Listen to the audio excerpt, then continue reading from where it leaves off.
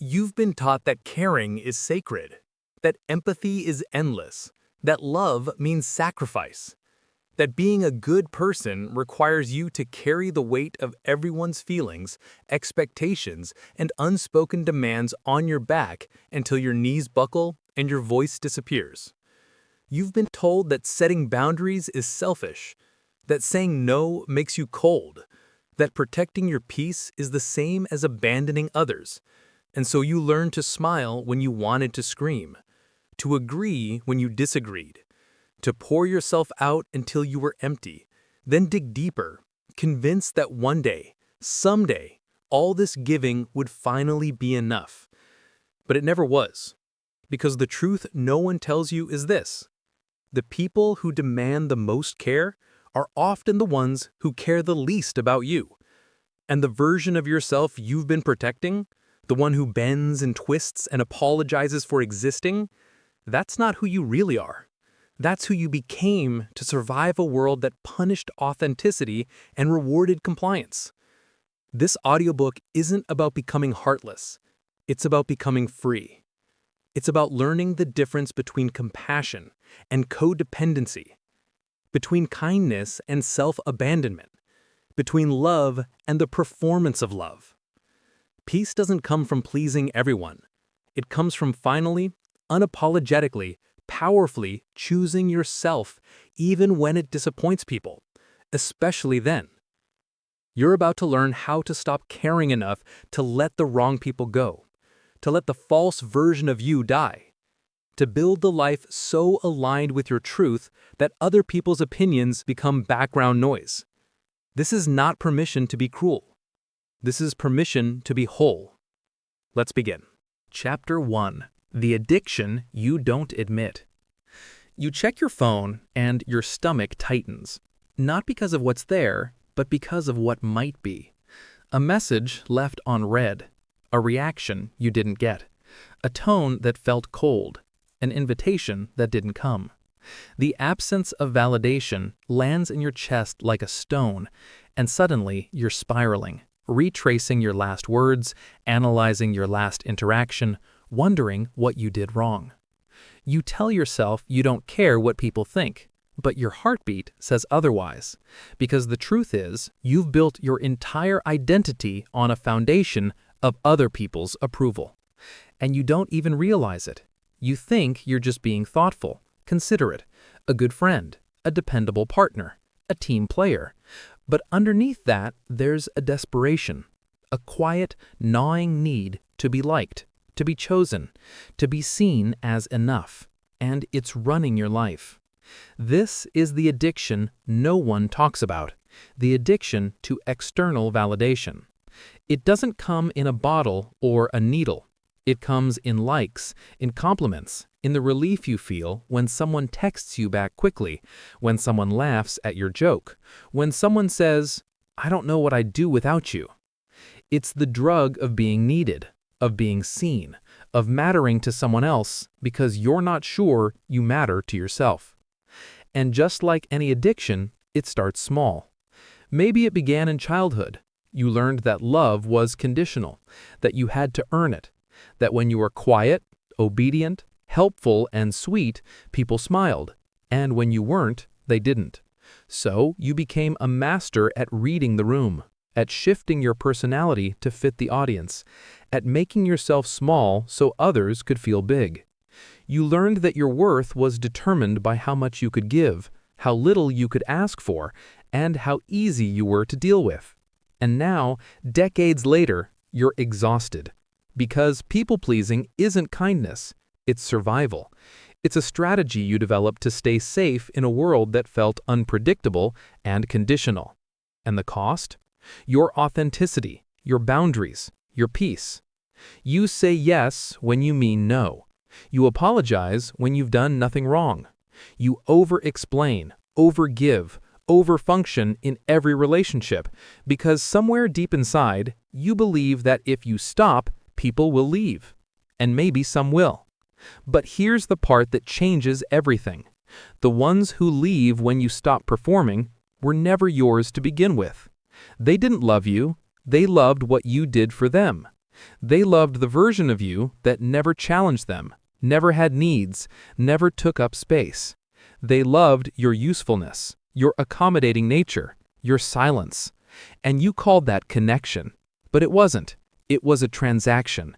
You gave, they took, and you told yourself it was love because anything else would have meant admitting the truth that you've been alone this whole time, surrounded by people who don't really see you. Researchers at the University of California found that chronic people-pleasers have the same neurochemical patterns as individuals with anxiety disorders. Every time you receive approval, your brain releases dopamine, a hit of relief, a moment of safety. But just like any drug, the high fades fast, and you need more. Another compliment, another thank you, another confirmation that you're good, you're worthy, you're not too much or not enough. But you are enough. You always were. You just learned to believe otherwise. And now your entire nervous system is wired to seek proof of your value outside yourself. So you scan faces for displeasure. You replay conversations, hunting for mistakes. You carry guilt that isn't yours and responsibility for emotions you didn't create. You've become the emotional manager of everyone else's life, and you're drowning. But here's the truth you've been avoiding. You can't save people from themselves. You can't love someone into healing. You can't care enough to fix what's broken in them. And when you try, you don't become a hero. You become a hostage. Imagine this. 6 months from now, you walk into a room and you don't scan it for approval. You don't adjust your tone, your posture, your words to match the energy around you. You just exist, unapologetically, fully, without performing. Someone is upset and you don't rush to fix it. You let them feel what they feel. You trust that they're capable of handling their own emotions. You offer presence, not solutions, compassion, not compliance.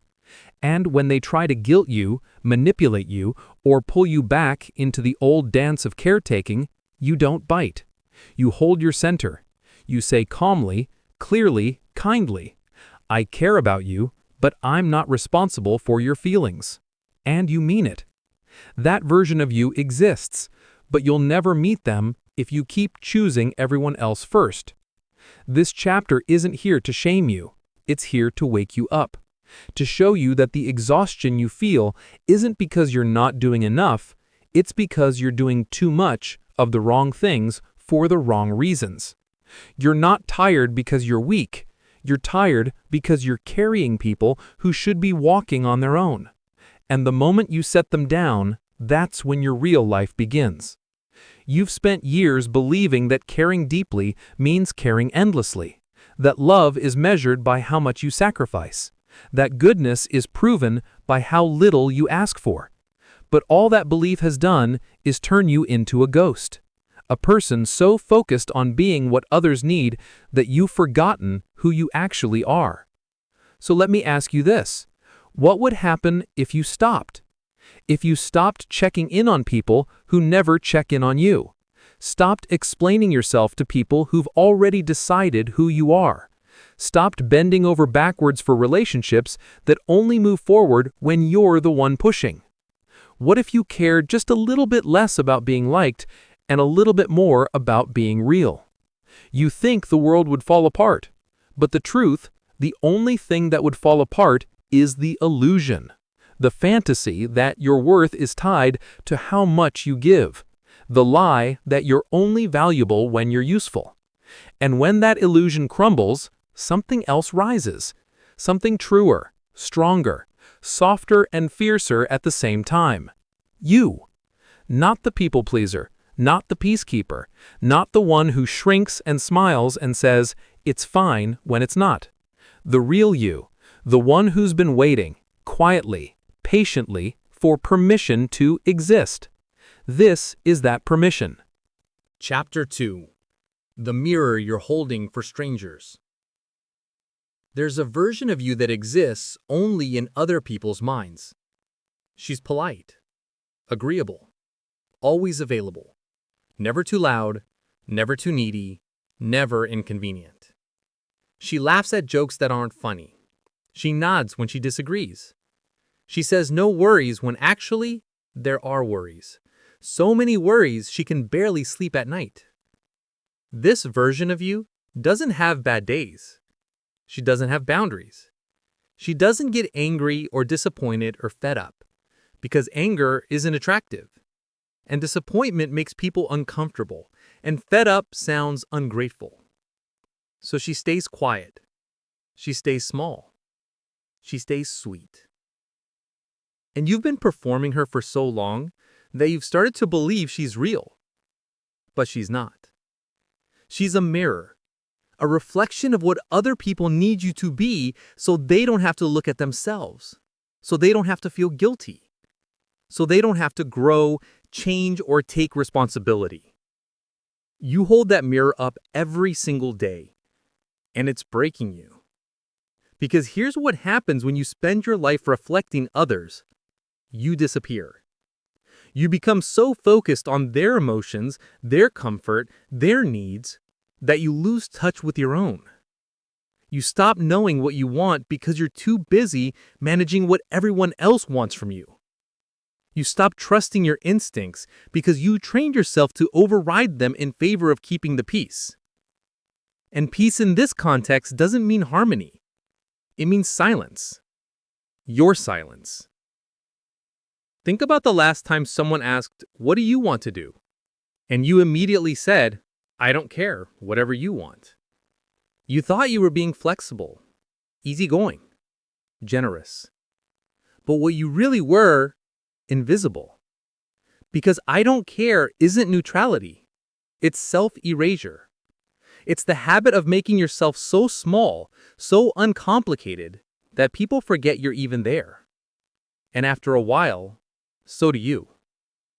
Psychologists call this self-concept clarity, the degree to which you have a clear, confident understanding of who you are.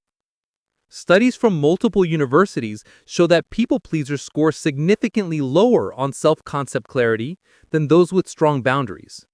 Why? Because they've spent so much energy being a chameleon that they've lost the shape of their own soul. You are not a mirror. You are not here to reflect, validate, or complete other people. You are not a supporting character in someone else's story. You are the story. But you'll never write it if you keep letting other people hold the pen. Let me paint you a picture.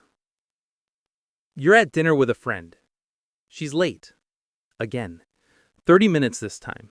No apology, just a breezy, "You know how it is." You smile. You say it's fine. You order another drink and pretend the disrespect doesn't sting. She talks about herself for 40 minutes. Her job. Her drama. Her ex. Her problems. You listen. You nod. You offer advice she won't take. And when there's a pause, a brief moment when she could ask about you, she picks up her phone instead. You go home feeling hollow, used, unseen. But you don't say anything. Because saying something would make it awkward. It would make you dramatic. It would risk the friendship. Except, what friendship? A relationship where you can't be honest isn't a friendship. It's a performance. And you're the only one acting. Here's the truth that no one wants to say out loud. Some people don't actually like you. They like how you make them feel. They like that you don't challenge them, that you absorb their chaos without complaint, that you're always there, always available, always understanding. You're not a friend to them.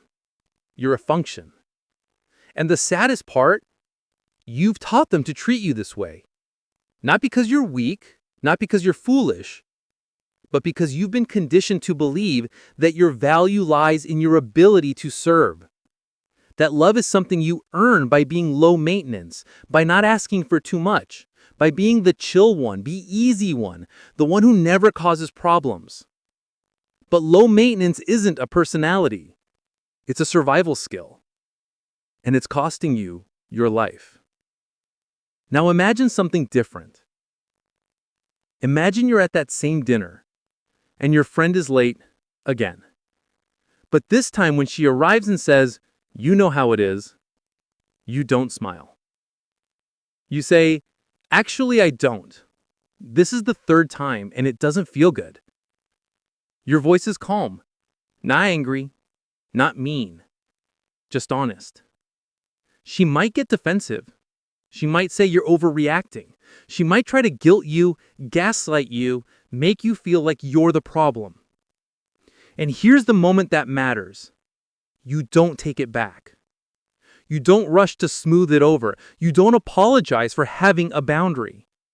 You sit in the discomfort and let her sit in it too. Because discomfort isn't your enemy. It's your teacher. It's showing you who can handle the real you and who can't. The people who love you will adjust. They'll apologize. They'll do better. The people who don't, they'll get angry. They'll disappear. They'll tell other people you've changed. And they'll be right. You have changed. You've stopped holding up the mirror. You stopped pretending their behavior doesn't hurt. You stopped sacrificing your truth to maintain their comfort. And the ones who can't handle that, we're never going to love the real you anyway. Dr. Harriet Breaker, a psychologist who spent decades studying people-pleasing, said this: "The disease to please is not about being nice. It's about being needed." Read that again. You're not addicted to kindness. You're addicted to being necessary, to feeling like you matter because someone depends on you. And when they stop needing you, you panic. You double down, you give more, try harder, bend further. But you can't build a life on being needed, because need is not love. Need is hunger. And hungry people consume. They will take and take and take until there's nothing left of you, and then they'll move on to the next person willing to be eaten alive. You don't owe anyone access to you. Not your time, not your energy, not your emotional labor. You don't owe anyone a performance of who they want you to be. You are allowed to be inconvenient, complicated, human. You are allowed to have bad days and big feelings and needs that matter. You are allowed to say no without a reason, without guilt, without a 10-paragraph explanation. And if that makes people uncomfortable, good. Let them be uncomfortable. Let them feel the space you've been filling. Let them learn that you are not a service they can subscribe to. 6 months from now, picture this. Someone asks you for a favor you don't want to do. And instead of the usual flood of guilt, the mental gymnastics of justifying your no, the fear of seeming selfish, there's just clarity. You say, "I can't." Not "I'm so sorry, I wish I could, I feel terrible, maybe next time, let me explain." Just, "I can't." And you don't flinch. You don't follow up with an excuse. You trust that no is a complete sentence. The other person on the other end might push, they might pout, they might try to manipulate you into changing your mind. And you still don't move.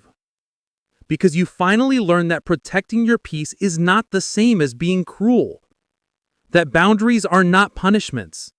That you can care about someone and still refuse to drown for them. This is what freedom feels like. Not the absence of care, but the presence of choice. You get to decide who gets your time, your energy, your heart. And the people who truly love you won't make you beg for the right to choose yourself. The mirror you've been holding is heavy.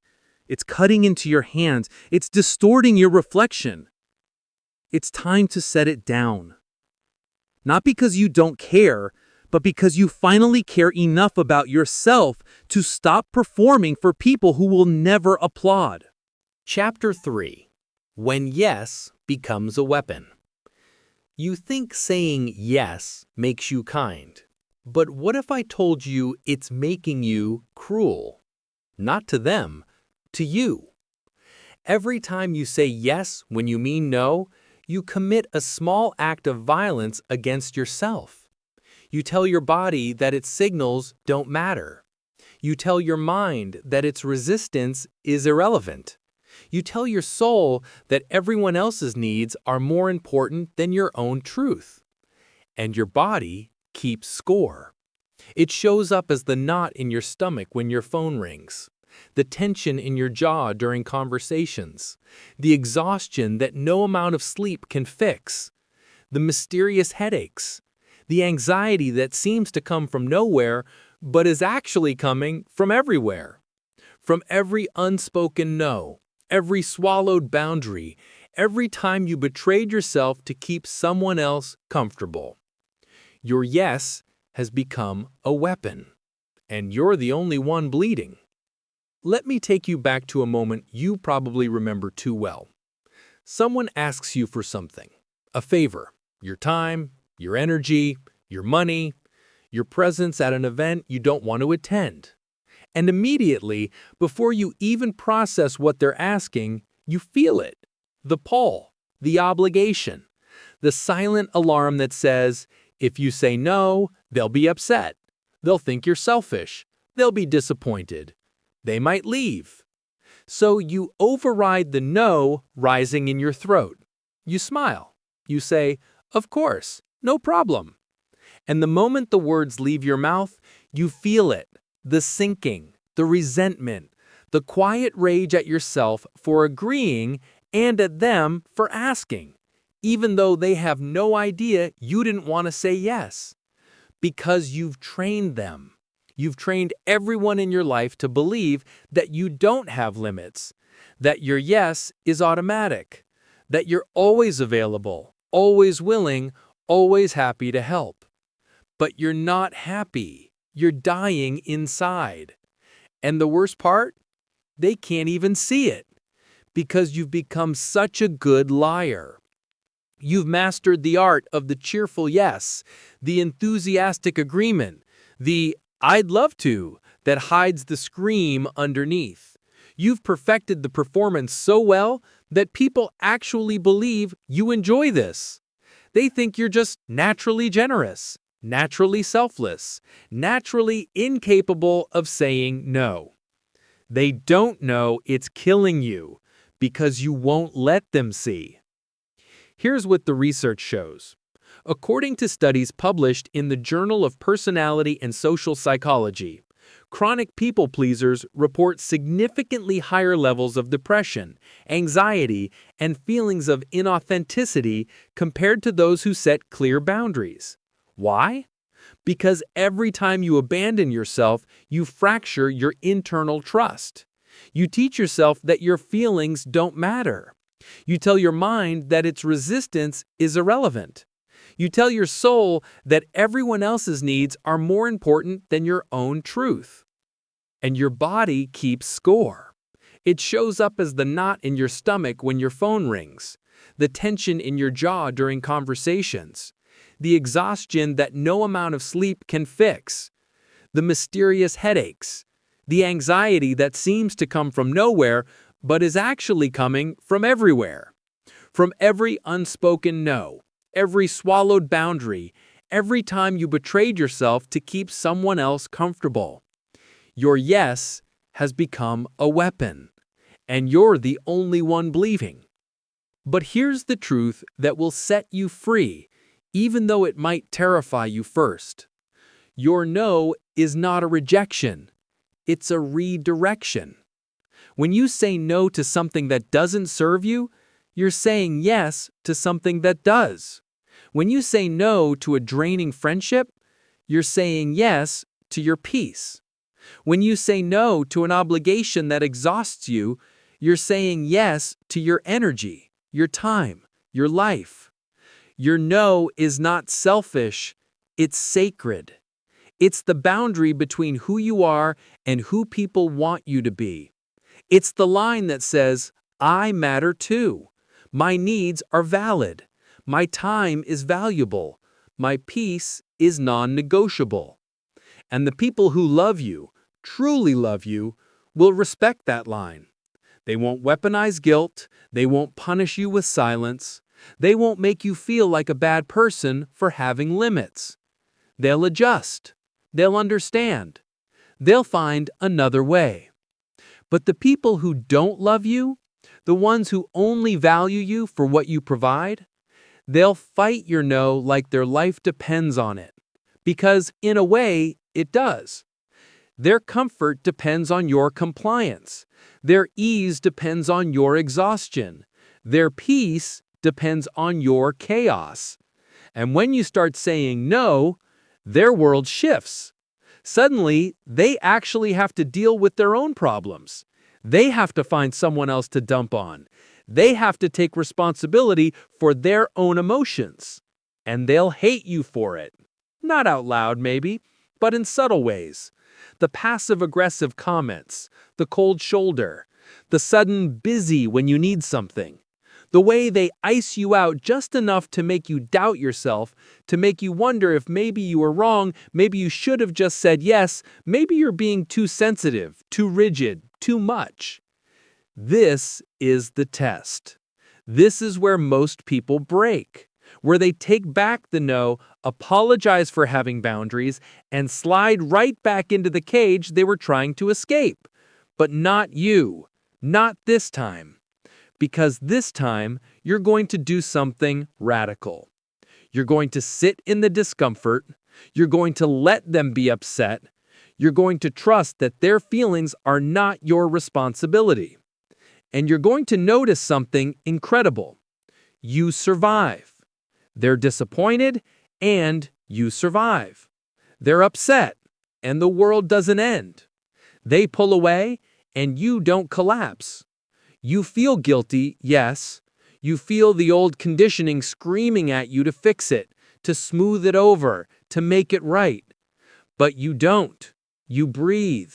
You remind yourself, I am not responsible for managing other people's emotions. I am not responsible for their happiness. I am responsible for my integrity. And slowly, the guilt fades. And in its place, relief. Clarity, power, because for the first time in your life, you chose yourself, and you didn't die, you didn't lose everything, you didn't become a monster, you just became honest.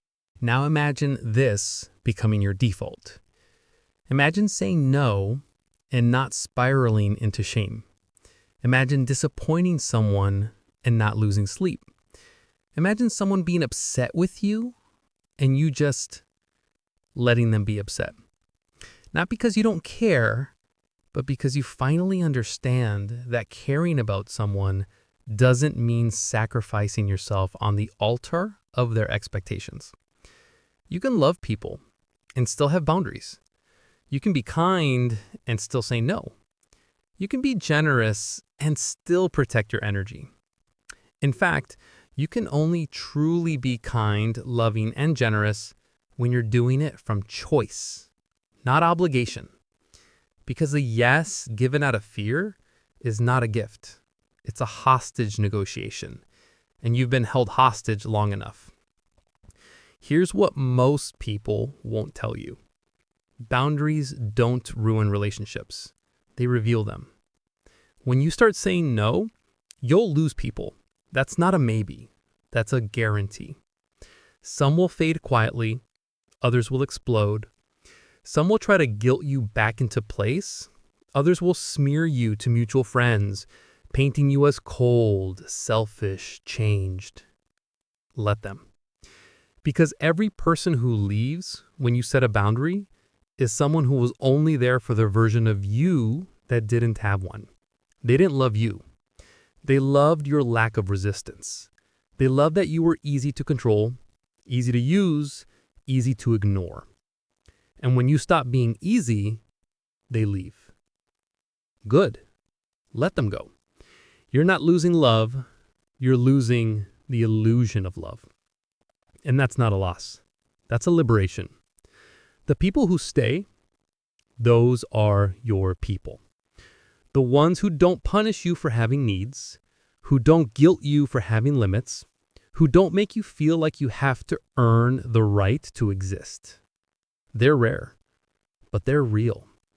And you'll never find them if you keep surrounding yourself with people who only want you when you're small.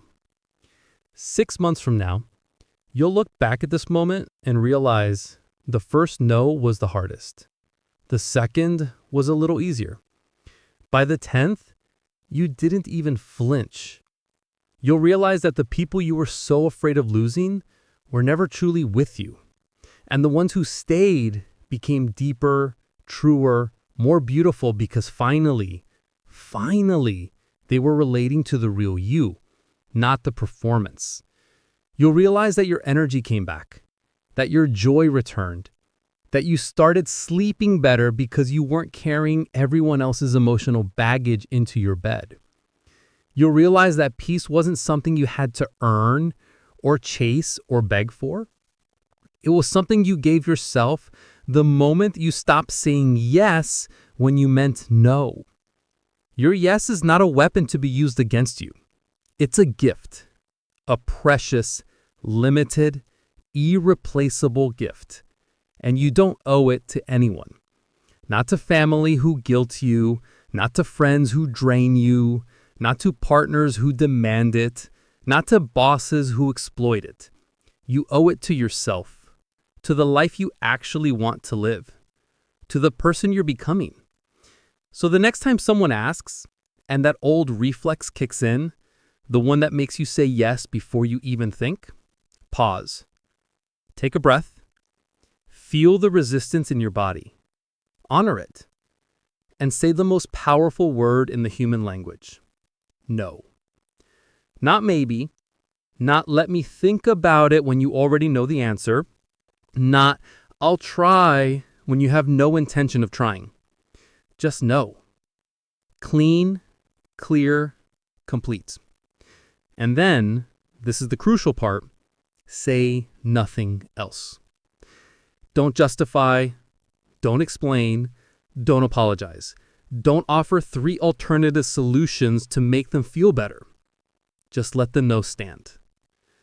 It will feel uncomfortable. It will feel rude. It will feel selfish. That's just the conditioning.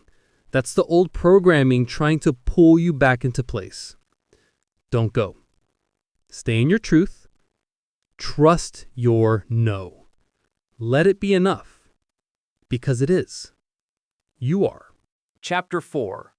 The Collapse of the False Self. There's a version of you that's going to die. Not your body, not your soul, but the character you've been playing, the role you've perfected, the person you constructed piece by piece, carefully designed to be loved, to be accepted, to be safe. That version is going to collapse. And when it does, it's going to feel like the end of the world. But it's not the end. It's the beginning. Because the false self, the one built on people-pleasing, performance, and the desperate need to belong, was never meant to last forever. It was a survival mechanism, a shield, a way to navigate a world that felt dangerous and conditional. You built it when you were young and powerless, and it worked. It kept you safe. It helped you survive environments where being yourself was risky, where authenticity was punished, where love came with terms and conditions. But you're not that child anymore, and the armor that once protected you is now suffocating you. Think about it. How much energy does it take to maintain the mask? To monitor every word, every facial expression, every reaction to make sure you're being perceived the right way?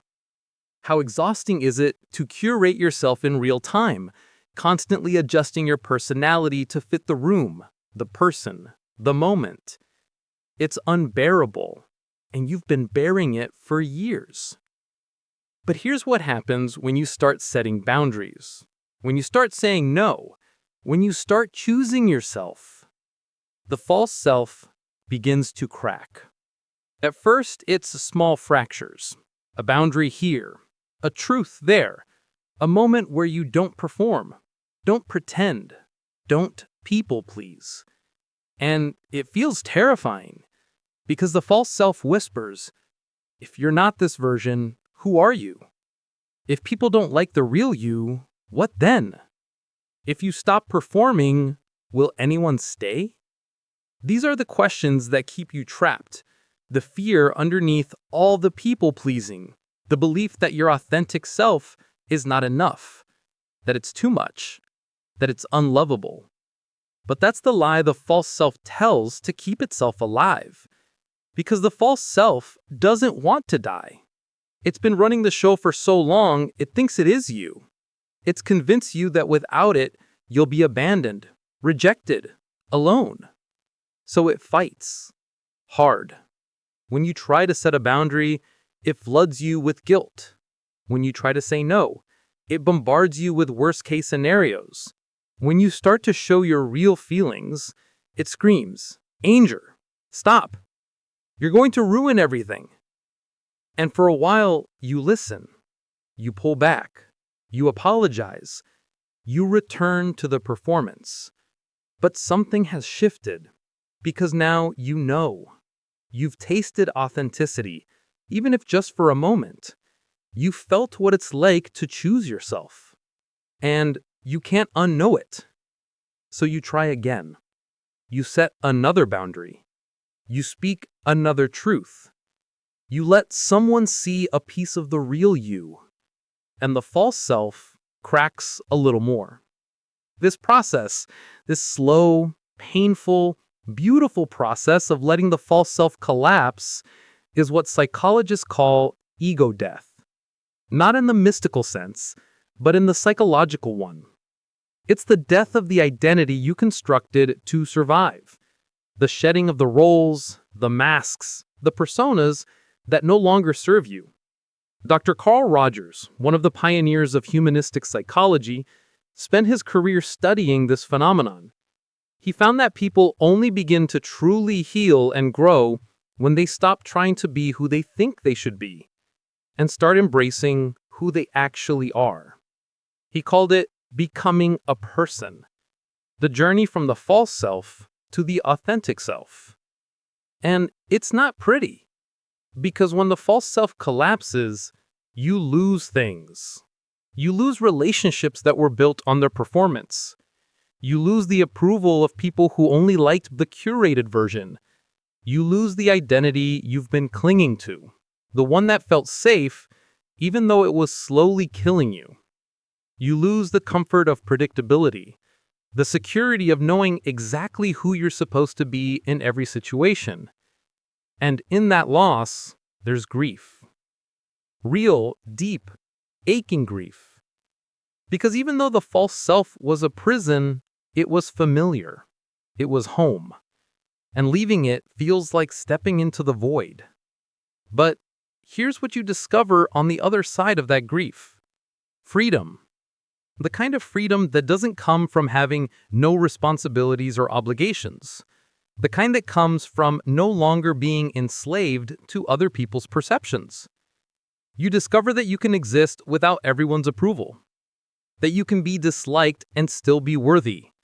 That you can disappoint people and still be good. You discover that the real you, the messy, complicated, imperfect, beautifully human you, is not only enough, but powerful. Because authenticity is power. Not the loud, aggressive, dominating kind of power, the quiet kind. The kind that doesn't need to prove itself. The kind that can sit in a room full of people and not change shape. The kind that can say, "This is who I am," and not wait for permission. Let me paint you a picture of what this looks like in real life. You're at a family gathering, the kind where everyone has a role, where you've always been the peacekeeper, the mediator, the one who makes sure no one's uncomfortable. Someone makes a comment. Maybe it's passive-aggressive, maybe it's outright rude. In the past, you'd have laughed it off, changed the subject, absorbed the hit, and moved on. But this time, something's different. This time, you don't perform. You don't pretend. You don't people please. You just look at them and say, calmly, that was unkind. The room goes silent. The false self panics. What have you done? You've made it awkward. You've caused a scene. Everyone's going to be mad at you. But you don't take it back. You sit in the discomfort. You let the truth land. And something incredible happens. Nothing. The world doesn't end. No one dies. The conversation shifts. Awkwardly at first, but it shifts. And you? You feel something you haven't felt in years. Integrity. The alignment between what you feel and what you say. Between who you are and how you show up. It's terrifying and exhilarating at the same time. Because for the first time, you didn't abandon yourself to keep the peace. You didn't betray your truth to maintain the illusion of harmony. You chose you. And in that choice, the false self cracks a little more. The mask slips. The performance falters. And the real you starts to emerge. Now, here's the hard truth.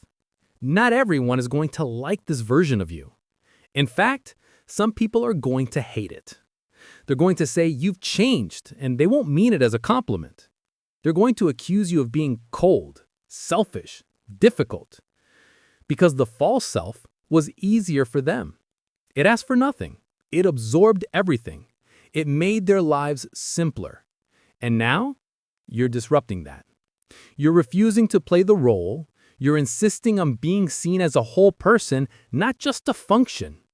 And that makes them uncomfortable. Let them be uncomfortable. Because their discomfort is not your responsibility. Their adjustment is not your job. Their feelings about your growth are not your burden to carry. You are not here to stay small so other people can stay comfortable. You are here to become whole, to reclaim the parts of yourself you abandoned, to integrate the pieces you've been hiding. And yes, that process will cost you. It will cost you relationships that were built on who you used to be. It will cost you the approval of people who preferred you half alive. It will cost you the false sense of security that came from always knowing your lines. But what you gain? It's everything. You gain yourself, your voice, your truth, your power. You gain the ability to walk through the world as a whole person, not a collection of personas designed to please. You gain relationships that are real, built on mutual respect and genuine connection, not performance and pretense. You gain peace, not the fragile, conditional peace that depends on everyone being happy with you. The deep, unshakable peace that comes from knowing you're living in alignment with who you actually are. 6 months from now, you'll look in the mirror and not recognize yourself. Not because you look different, but because you feel different. You'll realize you don't check your words as obsessively. You don't monitor your tone. You don't shrink yourself to fit into spaces that were never meant for you. You'll realize you've stopped asking, what do they think of me?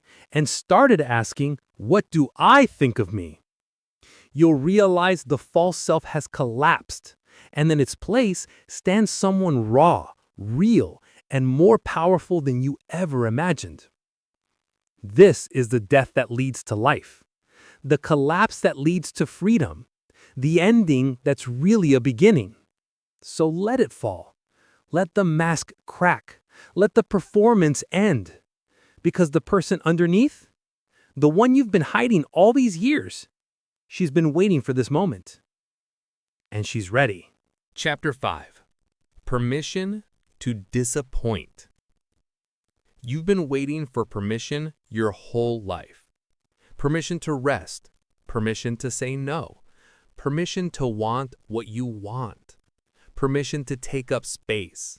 Permission to be difficult, inconvenient, too much, or not enough. Permission to disappoint people. And you've been waiting for it to come from outside, from a parent, a partner, a friend, a therapist, a book, some external authority that will finally tell you, it's okay. You're allowed. You can stop now. But here's the truth that changes everything. That permission is never coming.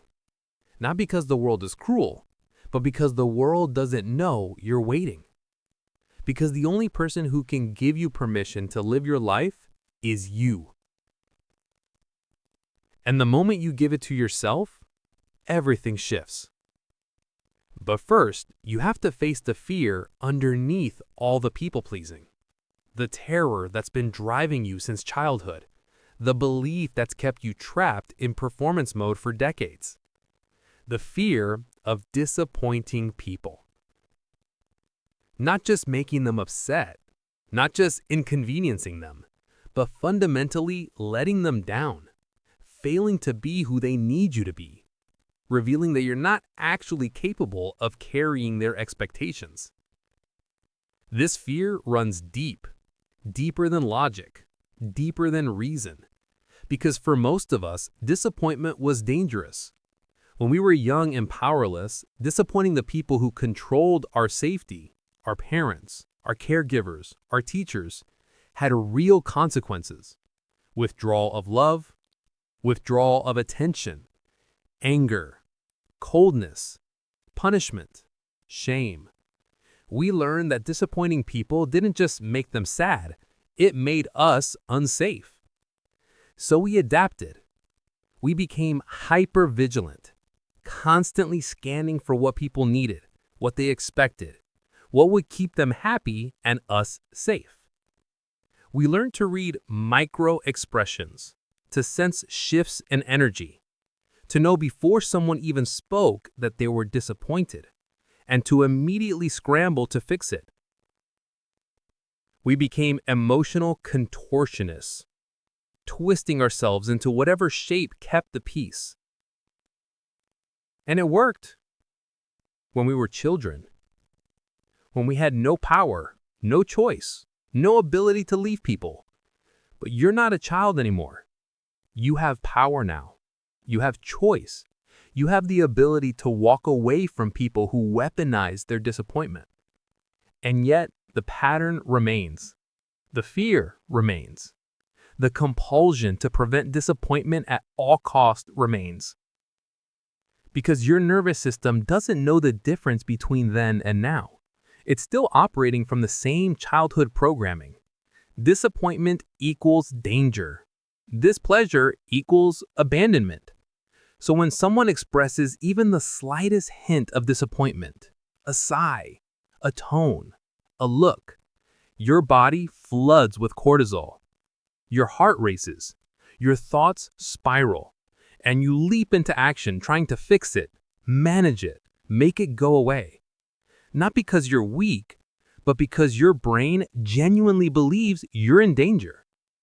This is what trauma-informed therapists call a trauma response. The past hijacking the present. Your childhood survival mechanism activating in adult situations where you're no longer powerless. And until you recognize this pattern, you'll keep running from disappointment like your life depends on it. But here's what you need to understand. Disappointment is not dangerous anymore. Someone being disappointed in you will not kill you. It will not destroy you. It will not make you unlovable or unworthy or alone forever. It will just be uncomfortable. And discomfort is not the same as danger. Let me show you what this looks like in practice. A friend asks you to help them move. Again. This is the third time this year. And every time you've said yes. You've rearranged your schedule, canceled your plans, shown up with a smile, even though your back still hurt from the last time. This time when they ask, something in you hesitates. You don't want to do it. You're tired. You have your own things to deal with. You've already given more than enough. But the moment you think about saying no, the fear kicks in. They'll be disappointed. They'll think I don't care. They'll be upset with me. They might not ask me for help again, or worse, they might not be there when I need help. They might tell other people I let them down. They might stop liking me. The spiral is instant. And in the face of all that fear, saying yes feels easier, safer. So you say yes again. And the resentment builds. Again. But what if, just this once, you chose differently? What if you said, I can't help this time? Not with a long explanation, not with an apology tour, not with an offer to help in some other way or a promise to make it up to them. Just, I can't help this time. And then you let them be disappointed. You don't try to manage their feelings. You don't rush to make them feel better.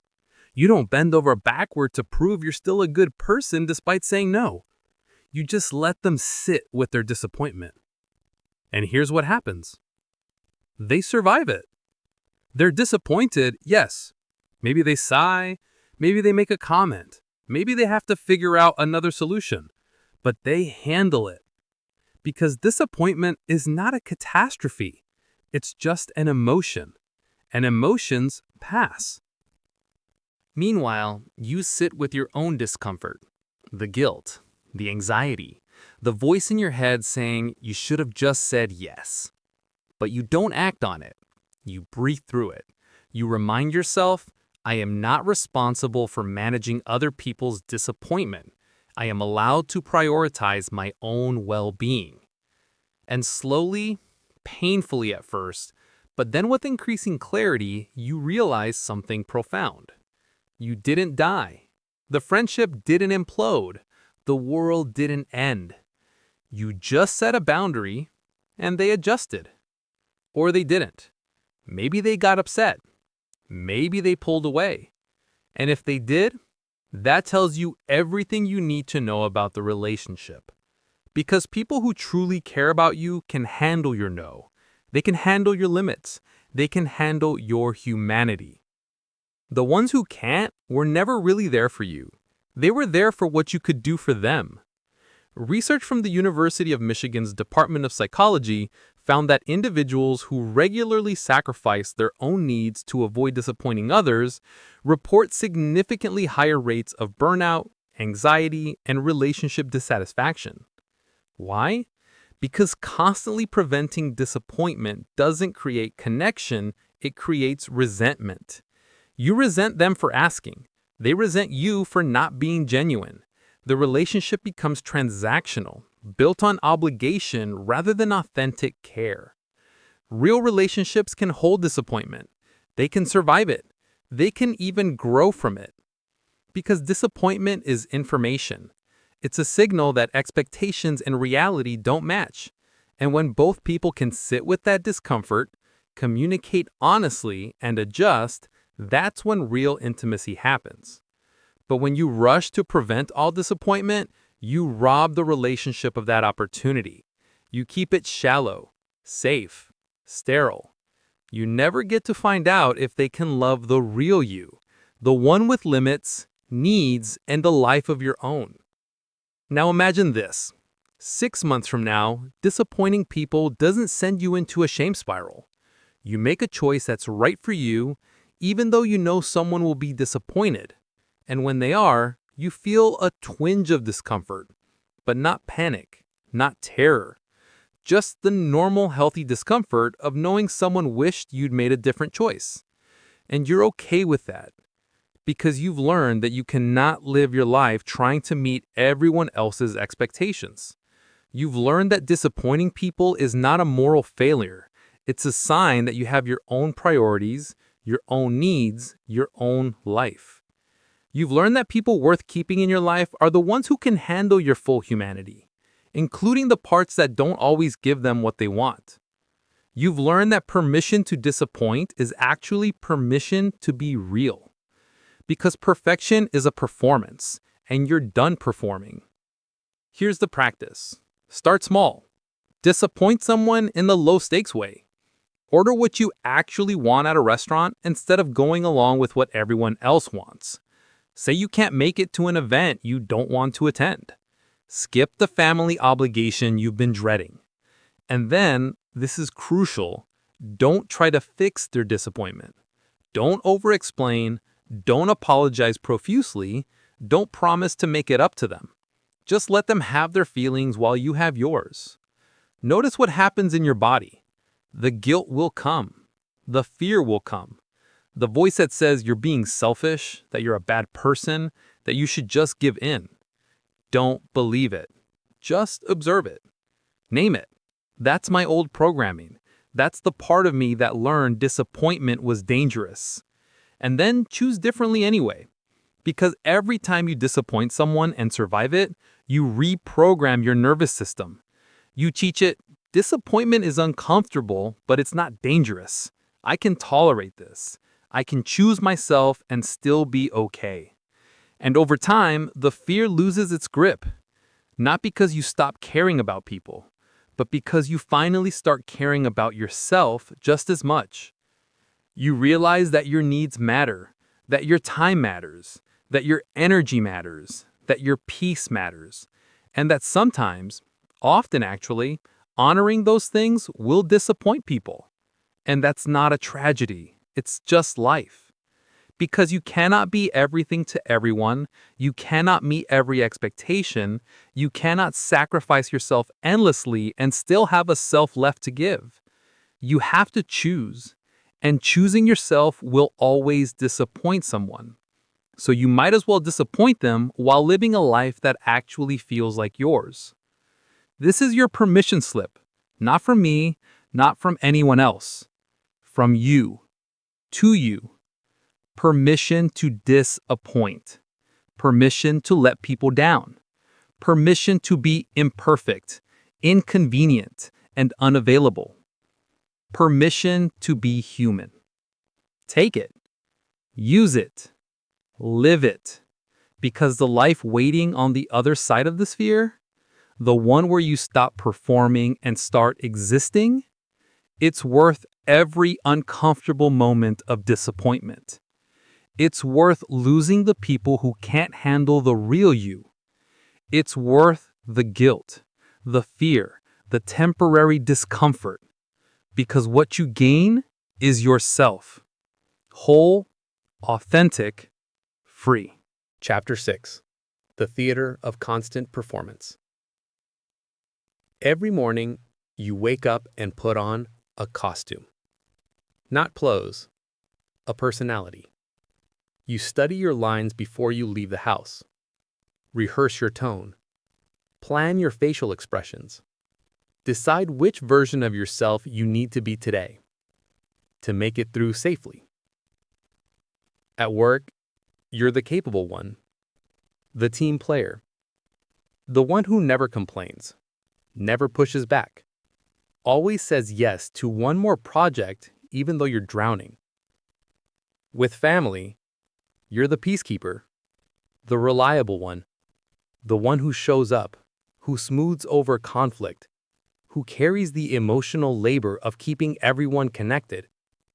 With friends, you're the fun one, the easygoing one, the one who's always up for anything, who never brings heavy stuff to the table, who keeps it light.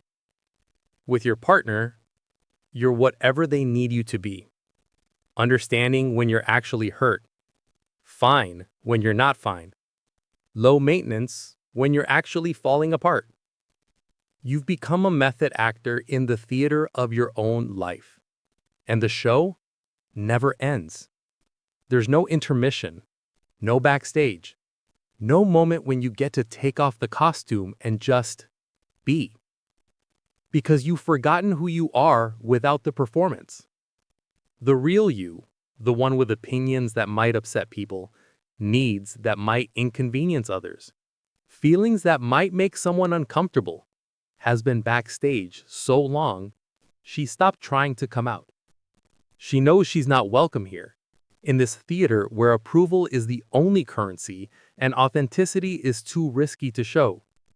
So she waits, in the shadows, while you perform. And the performance is exhausting. Think about how much energy it takes to constantly monitor yourself, to run every word through a filter before you speak, to calculate how much emotion is acceptable to show, to gauge the room and adjust accordingly, to be a completely different person depending on who you're with. You're not living, you're curating, editing yourself in real time, performing a version of yourself that you think will be accepted, approved of, loved. But here's the devastating truth. The love you receive for the performance is not love for you. It's love for the character, the role, the carefully constructed persona designed to please. And no matter how much applause that character gets, you still feel empty. Because deep down, you know they don't actually see you. They see what you've shown them, what you've allowed them to see. The sanitized, acceptable, easy version. The real you is invisible, unloved, unknown, because you've never let anyone meet her. Psychologist Donald Winnicott called this the false self, the adapted persona we create to meet external demands and avoid rejection. He spent decades studying what happens to people who live primarily from this false self. His findings?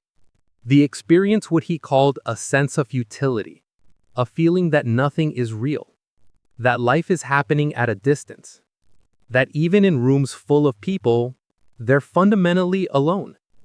Because they are. The real them is locked away, and the version everyone interacts with is just a performance. You know this feeling.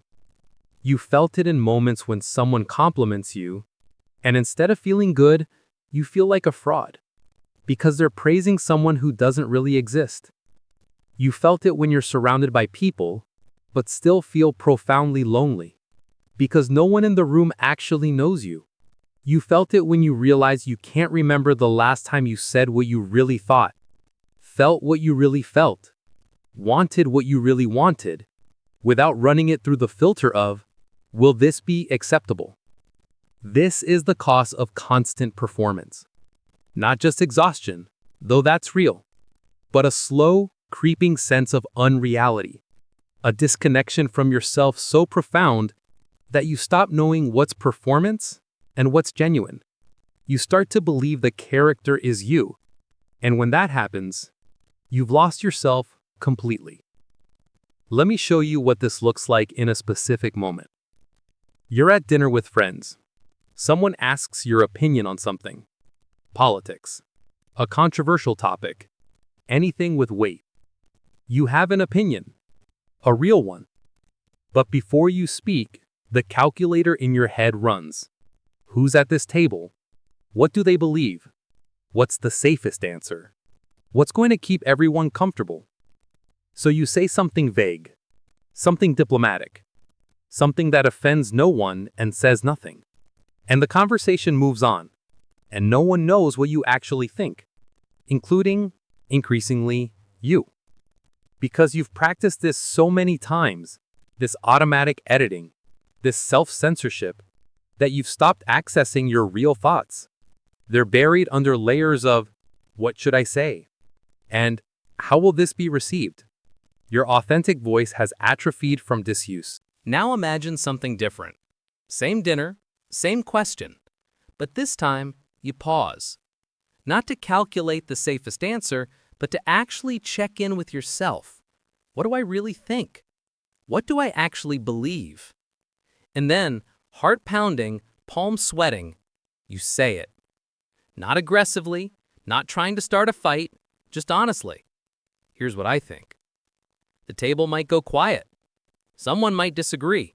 Someone might look uncomfortable. And every cell in your body will scream, danger, you've made it awkward, take it back, smooth it over, return to the performance. But you don't. You sit in the discomfort.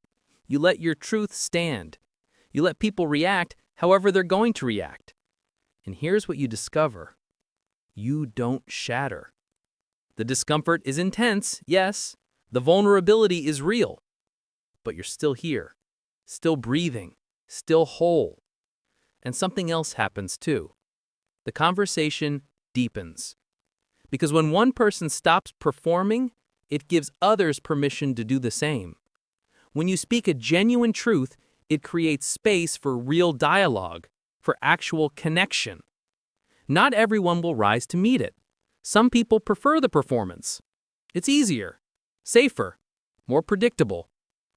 But the ones that matter, the ones capable of real relationship, they'll feel the shift, and they'll respect it. Because authenticity is magnetic, not in the Instagram curated way, in the deep, human way. The way that says, here's a real person, not a persona, not a performance, a person. And real people, messy and imperfect, and sometimes disappointing, are infinitely more compelling than perfect performances. But getting there requires something terrifying. You have to be willing to stop performing even when you don't know what's underneath. You have to be willing to say, I don't know, when you've always pretended to know. To say, I'm not okay, when you've always said you're fine. To say, I need something, when you've always been the one who needs nothing. You have to be willing to be seen as difficult, complicated, too much, not enough. You have to be willing to bomb, to have your authentic self rejected, to discover that some people really did only like the performance. And that's the risk that keeps most people trapped in the theater forever. Because what if the real you isn't lovable? What if the authentic you is too weird, too intense, too different? What if you stop performing and everyone leaves? These fears are real, and they're not irrational. Some people will leave. That's the truth. But here's the other truth. They were never really there to begin with. They were in relationship with your performance, your persona, your mask. And when you take off the mask, that relationship ends. Not because you failed, but because it was never based on reality. And yes, that loss will hurt. Even when you know intellectually that it's for the best, it still hurts to be left. But staying in the theater hurts more. Living your entire life as a performance, never being known, never being truly seen, that's a slower, quieter kind of death. The kind where you wake up at 50, 60, 70, and realize, no one ever knew me. I spent my whole life making sure of it. So you have a choice. You can keep performing. Keep the mask on. Keep everyone comfortable and yourself invisible. Or you can step off the stage. It won't be graceful. You'll stumble. You'll forget your lines because you're not working from a script anymore. You're improvising, living in real time, responding from your actual feelings instead of calculated answers. It'll be messy, awkward, sometimes painful, but it'll be real. And 6 months from now, when you look back, you'll realize the performance never served you. It only served your fear. The real you, the one you've been hiding, she's not too much. She's not unlovable. She's not broken. She's just human. Beautifully, complicatedly, imperfectly human. And the people who can't handle that, they were never your people. Your people are the ones who see you, really see you, mess and all, and stay. Not because you performed perfectly, but because you showed up honestly. And that's the only audience worth playing to. So take off the costume, drop the script, leave the stage. Your real life is waiting in the wings, and she's been waiting long enough. Chapter 7. What you lose when you never lose anyone. You're proud of it, aren't you? The fact that you've never burned a bridge, never had a dramatic falling out, never lost anyone. You tell yourself it's because you're mature, reasonable, good at relationships, good at communication, good at making things work. But that's not the whole truth. The truth is, you've never lost anyone because you've never risked being yourself. You've kept everyone at the cost of keeping yourself hidden. You've maintained every relationship by constantly adjusting, accommodating, shrinking. by being so flexible, so understanding, so endlessly forgiving that no one ever had a reason to leave. But also, no one ever had a chance to choose the real you. Because the version of you they're choosing, she's not real. She's a carefully managed performance, designed to be impossible to reject. And yes, it works. People stay. Relationships continue. Your circle remains intact. But at what cost? The cost is this: you're surrounded by people and you're completely alone. You have 100 surface level connections and 0 deep ones. Because depth requires honesty, and honesty requires risk. And risk means that sometimes people leave. And you've organized your entire life around making sure that never happens. You've become a master of conflict avoidance, of smoothing things over, of letting things slide that shouldn't slide, of forgiving before there's even an apology, because holding someone accountable might make them uncomfortable. And if they're uncomfortable, they might leave. You've learned to bite your tongue when someone crosses a line, to laugh off comments that hurt, to make excuses for behavior that shouldn't be excused. You've learned to carry other people's emotional weight, to manage their reactions, to be the designated peacekeeper in every relationship. And you tell yourself it's because you're evolved, mature, above the drama. But the truth? You're terrified. Terrified of confrontation, terrified of conflict, terrified that if you speak up, stand your ground, or demand to be treated well, people will decide you're not worth the trouble. So you make sure you're never trouble. You make sure you're always easy, always accommodating, always worth keeping around. And it's killing you. Because the life where you never lose anyone is also a life where you never fully have anyone. Think about your closest relationships, the ones you've had for years, the friends, the family members, even the romantic partners. How many of them actually know you? Not the curated version, not the easy version, the real you, with your edges, your needs, your limits, your darker emotions, your honest opinions. How many of them have ever seen you truly angry, truly hurt, truly demanding something you need? How many of them have you ever said to, "That wasn't okay. You hurt me. I need you to do better"? If the answer is not many or none, then what you have isn't intimacy. It's a collection of shallow connections maintained by your constant self-management. And the tragedy is, you think this is success. You think never losing anyone means you're good at relationships. But really, it means you've never allowed yourself to be in a real relationship. Because real relationships involve conflict, disagreement, disappointment, hurt feelings, hard conversations. Real relationships require both people to be honest, even when it's uncomfortable, to set boundaries, even when it risks upset, to say, "That hurt me," and trust the other person to care. But you've never trusted that, so you've never tried. Instead, you've kept the peace by keeping quiet. You've maintained connection by never making waves. You've held on to people by never asking them to hold you. And now you have a life full of relationships that feel hollow, where you're always giving, always accommodating, always bending, and somehow still feeling invisible.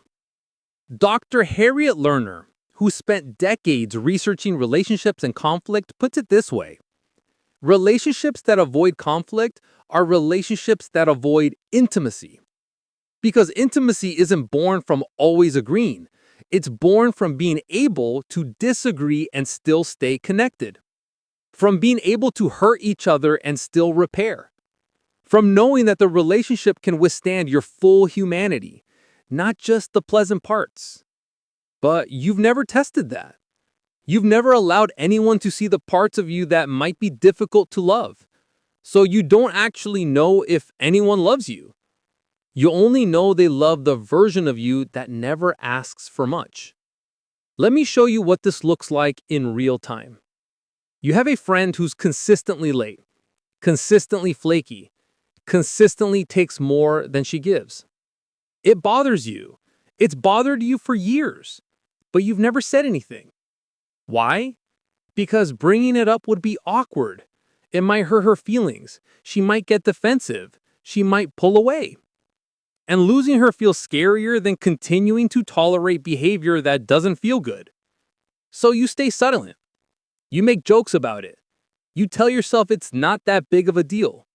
You convince yourself that this is just who she is. And accepting people means accepting their flaws. But acceptance isn't the same as tolerance. And tolerance isn't the same as having no boundaries. You're not accepting her. You're abandoning yourself. You're prioritizing her comfort over your own worth.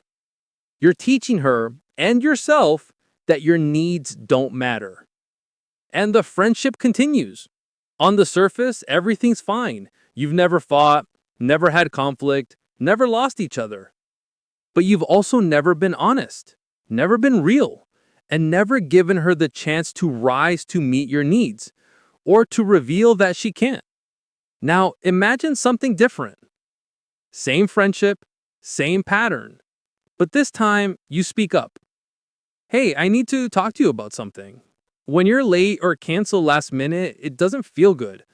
I value our time together, and I need to know I can count on you. Your heart is pounding. You're terrified. Every instinct is screaming at you to take it back, to laugh it off, to say, it's fine, I'm just sensitive. But you don't. You let it stand. And then one of two things happens. She gets defensive. She makes excuses. She turns it around on you, makes you the problem you need. She can't handle accountability. She can't handle you having needs. And as painful as that is to discover, it's also liberating. Because now you know. You're not losing a real friendship. You're seeing clearly that it was never as real as you thought. Or, and this is the possibility you've been too afraid to hope for, she hears you. She apologizes. She didn't realize. She adjusts. She shows up differently, and the friendship deepens. Because you took the risk of being honest, and she rose to meet you. Because you stopped performing and started relating. Because you gave her the chance to actually know you and choose you. The real you, with needs and limits and expectations. But you'll never know which one it'll be if you never try. And that's the gamble of authenticity, the risk of being real. Sometimes when you stop performing, people leave. They can't handle it. They don't want to do the work. They preferred you when you were easier. And that loss is real. It hurts. It's grief. But it's also freedom, because what you lose is the illusion, the fantasy that these people actually loved you, the false comfort of relationships that were never built on truth. And what you gain is space for people who can handle the real you, space for relationships that don't require you to constantly self-abandon, space for connection that's actual, not performed. Here's what nobody tells you. Losing people is not always a sign that something went wrong. Sometimes it's a sign that something went right. It's a sign that you finally valued yourself enough to stop tolerating what doesn't serve you. That you finally spoke up, set a boundary, asked for what you needed. It's a sign that you stopped making yourself small to keep people around. And yes, some of them left, but they were always going to leave the moment you stopped being convenient. You just delayed it by performing for years. 6 months from now, picture this. Your circle is smaller, significantly smaller. The fair weather friends are gone. The energy vampires are gone. The people who only called when they needed something are gone. The ones who couldn't handle your boundaries, your honesty, your full humanity, gone. And at first, it feels like loss, like failure, like you did something wrong. But then you start to notice the people who stayed, they're different. They're the ones who listened when you spoke up, who adjusted when you set a boundary, who asked you what you needed and actually cared about the answer. They're the ones who see your growth and celebrate it instead of resenting it, who can handle your complexity, who don't need you to perform to deserve their presence. And the relationships with these people are deeper than anything you've ever experienced because they're real, built on honesty, not accommodation, on mutual respect, not one-sided sacrifice, on chosen presence, not obligatory tolerance. You have fewer people in your life, but you have more real connection than you've ever had. You're lonelier in quantity, but richer in quality. And you realize you didn't lose anything worth keeping. You lost weight, dead weight, relationships that were draining you, dimming you, demanding you stay small. And in releasing them, you made room for something better. Not 100 shallow connections, but a few deep ones. A handful of people who actually know you and choose you anyway. This is what you've been missing your whole life while you were busy never losing anyone. So here's your new practice. Start losing people. Not by being cruel, not by burning bridges for sport, but by being honest, by setting boundaries, by refusing to shrink, by letting your truth create natural distance with people who can't handle it. Stop holding on to relationships that only work when you're performing. Stop maintaining connections that drain you. Stop being friends with people who make you feel alone. Let them go, not with anger, not with drama, but with the quiet dignity of someone who's finally choosing herself. Some will leave loudly, with accusations and anger and attempts to make you the villain. Let them. Their story about you is not your responsibility. Others will fade quietly. The text will slow, the invitations will stop, the friendship will dissolve without confrontation. Let them. Not everyone is meant to walk with you forever. And the ones who stay, treasure them, invest in them, build something real with them. Because a life where you never lose anyone isn't a life of connection. It's a life of constant performance, of perpetual self-abandonment, of being surrounded by people while remaining utterly alone. But a life where you're willing to lose people, where you risk rejection by being real, that's where actual love lives. Not the transactional kind, not the conditional kind, not the kind that only exists when you're easy. The real kind, the kind that sees you, all of you, and stays. That's worth losing 100 convenient relationships to find. Love what you're hearing? Hit that subscribe button and join our community of audiobook lovers. Your support helps us bring you more amazing stories. Chapter 8. The Silent Rebellion. You think rebellion is loud, dramatic, explosive, a door slammed, a confrontation, a bridge burned in flames. But the most powerful rebellion you'll ever stage is silent. It's not about what you say. It's about what you stop doing. It's the moment you stop picking up the phone when it rings and you don't want to talk. Stop responding to the text that demands your immediate attention. Stop showing up to events you dread. Stop managing other people's emotions. Stop explaining yourself to people who've already decided who you are. It's the quiet, radical act of simply stopping. Stopping the performance. Stopping the accommodation. Stopping the endless cycle of giving more than you have to people who never ask if you have anything left. This is the rebellion no one sees coming. Because you're not loud about it. You're not announcing it. You're not sending manifestos or demanding acknowledgement. You're just quietly, consistently, unapologetically choosing yourself. And it changes everything. Because the people in your life are used to a certain version of you. The version that always answers, always shows up, always says yes, always makes it work. That version is predictable, controllable, useful. And when you stop being that version, when you start being unavailable, when you start having boundaries, when you start prioritizing your own needs, it disrupts everything.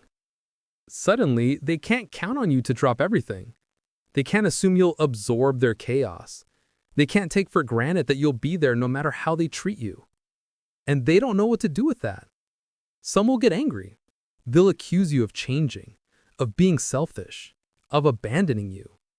Good. Let them be angry. Their anger is just their discomfort with the fact that you're no longer available for use.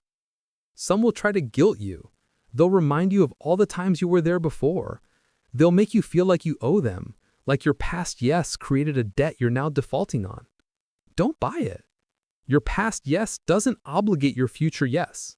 You're allowed to change your mind. You're allowed to close doors you once held open. Some will test you. They'll push boundaries to see if you're serious. They'll make bigger asks, create emergencies, manufacture crises to see if they can pull you back into the old pattern. Stand firm. This is the test. This is where most people break and return to people-pleasing because the pressure is too much. Don't break. This discomfort is temporary, but the freedom on the other side is permanent. The silent rebellion isn't about punishing anyone. It's not about revenge or withdrawal or becoming cold. It's about reclaiming your energy, your time, your life.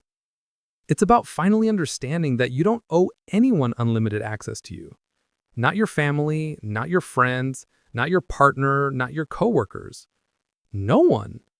And when you start living from that truth, not by announcing it, but by embodying it, everything shifts. Let me show you what this looks like in practice. Your mother calls, again, for the third time today. She wants to vent about the same things, the same complaints, the same drama. In the past, you would have answered. Even if you were busy, even if you were tired, even if you'd already had this exact conversation twice this week. You would have listened, validated, soothed, spent an hour on the phone absorbing her anxiety while your own needs went unmet. But this time, you see her name on the screen and you don't answer. Not because you're mad, not because you don't care, but because you're busy or tired, or simply because you don't want to. And that's reason enough. You don't call back immediately. You don't send a text explaining why you didn't answer. You just don't engage. An hour later, she texts, "Are you okay? You didn't answer." The old you would have panicked, would have immediately called back, apologizing, explaining, reassuring. The new you text back, "I'm fine, I'll call you later." And then you don't call later because you still don't want to. Maybe you call tomorrow, maybe the day after, when you actually have the capacity.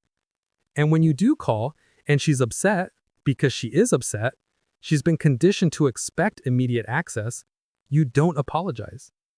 You don't say, "I'm sorry, I've been so busy."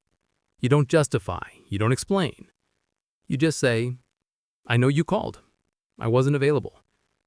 And you let that be enough. This is the silent rebellion. Not loud, not confrontational, just consistent. A steady, unapologetic claiming of your own time, energy, and autonomy. And it feels strange at first. Wrong, even. Because you've spent your whole life believing that being a good daughter, friend, partner, person required immediate availability. But that belief was never true. It was just convenient for everyone else. The truth is, healthy relationships don't require 24/7 access. They don't demand immediate responses. They don't collapse when you're occasionally unavailable. Healthy relationships are built on mutual respect. And part of that respect is understanding that the other person has a life, has needs, has limits. And if someone can't handle that, if they punish you for being unavailable, if they interpret boundaries as rejection, that's not a healthy relationship. That's dependence, or control, or emotional manipulation. And you're no longer available for any of that. Research from the University of Texas found that individuals who maintain strong personal boundaries report higher levels of self-esteem, lower levels of anxiety, and greater relationship satisfaction than those that don't. Why? Because boundaries create clarity. They end the resentment that builds when you're constantly overgiving. They filter out relationships based on obligation and make room for relationships based on genuine connection. But here's the part most people don't talk about. Boundaries don't just change your relationships with others. They change your relationship with yourself. Every time you honor a boundary, every time you say no, every time you don't answer the phone, every time you choose yourself, you send the message to your own nervous system. I matter. My needs are valid. I'm worth protecting. And over time, that message rewrites the story you've been telling yourself your whole life. The one that said your value was in your usefulness, that love was something you had to earn by being endlessly available.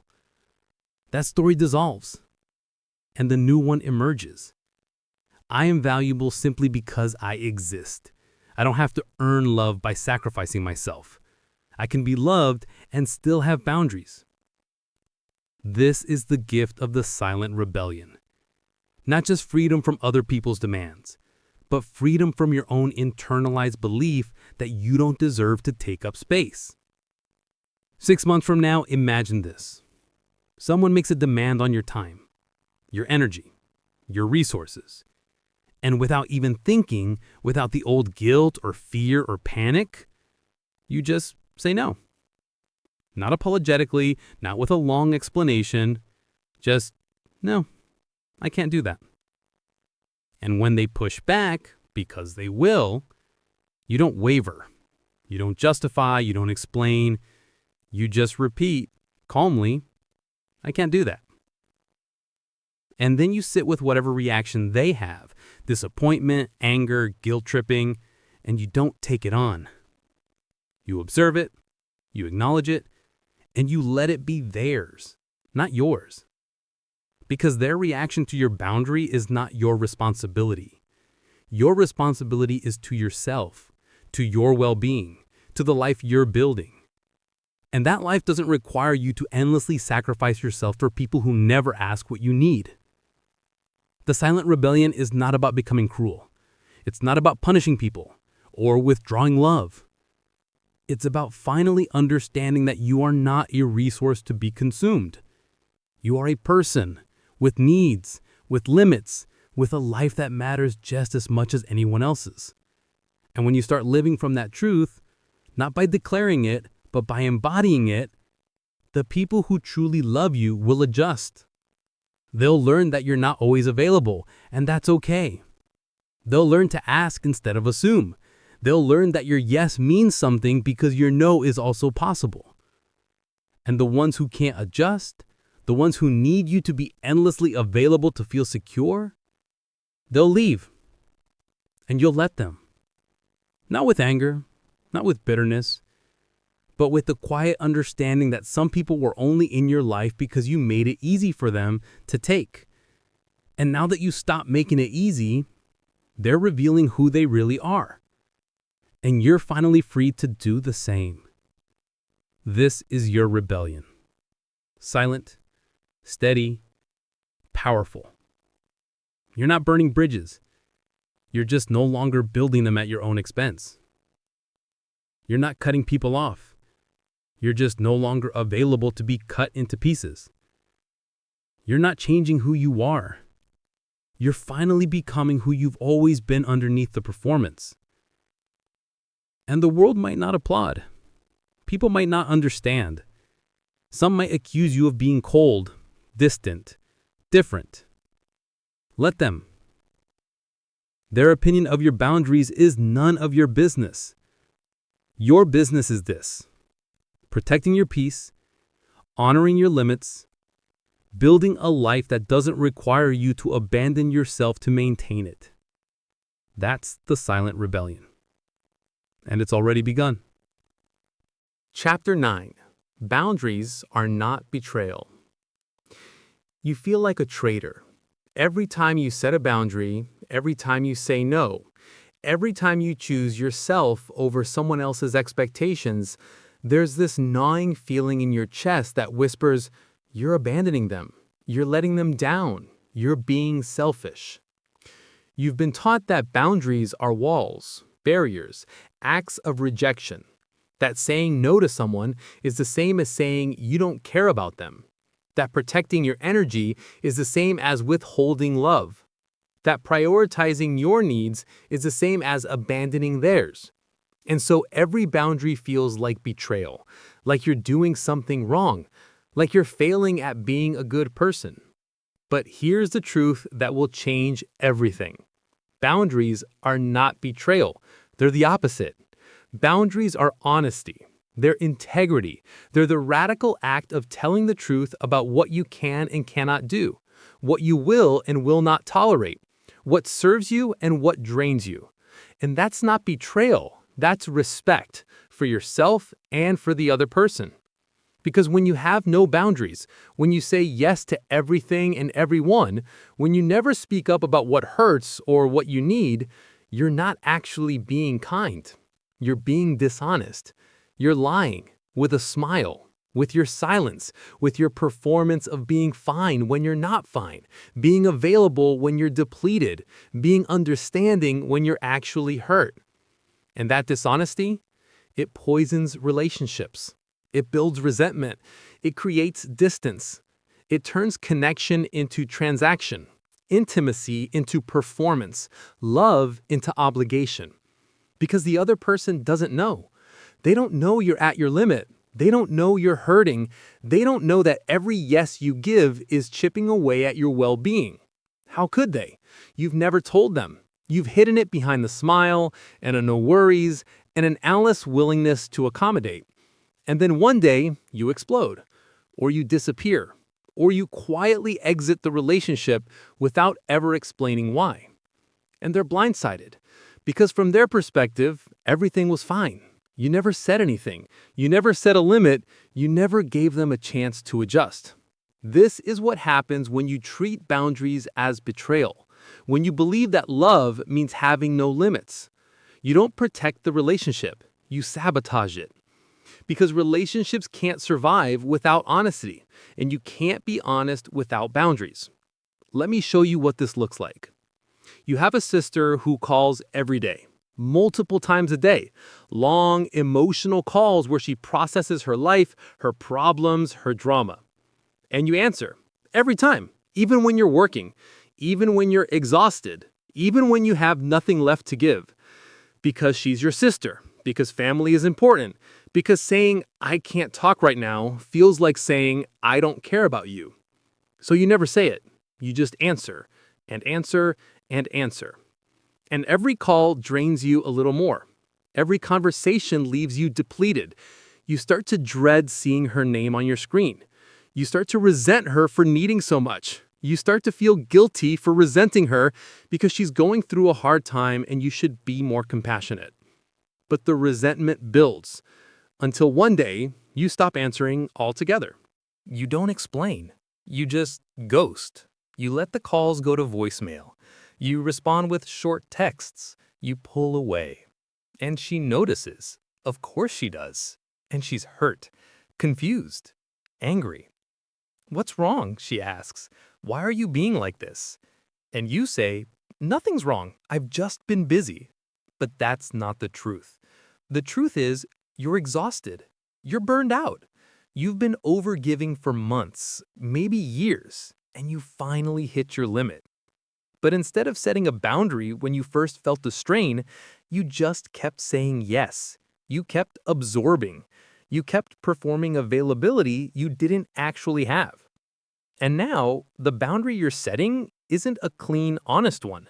It's passive, resentful, punishing. And your sister had no idea it was coming because you never told her. You never said, I love you, but I can't talk every day. I need some space. You never said, I'm here for you, but I have limits. Can we schedule our calls instead of doing them spontaneously? You never gave her the chance to respect your boundary because you never communicated it. And that's not protection. That's not kindness. That's dishonesty masked as self-sacrifice. Now, imagine this differently. Same situation, same daily calls, but this time you notice the drain early. You feel it, the tightness in your chest when you see her name, the exhaustion after every conversation, the depletion. And instead of ignoring it, instead of pushing through, you honor it. You call her one day when you're calm, when you're not resentful, and you say, I love you. I want to be here for you, but I need to set a boundary. I can't do daily calls right now. It's too much for me. Can we talk a few times a week instead? Your heart is pounding. The guilt is there. The voice in your head is screaming that you're being selfish, that she needs you, that you're a bad sister. But you say it anyway. And she might be hurt. She might not understand. She might push back. But I need to talk to you. You're the only one who gets it.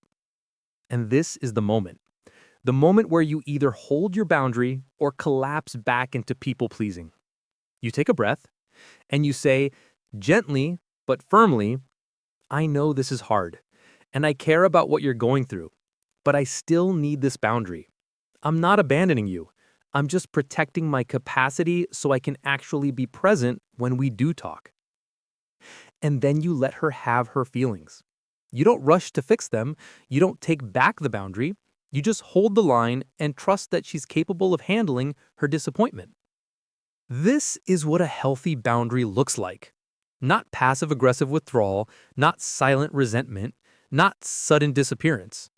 Clear communication, honest limits, compassion for the other person's feelings without abandoning your own needs.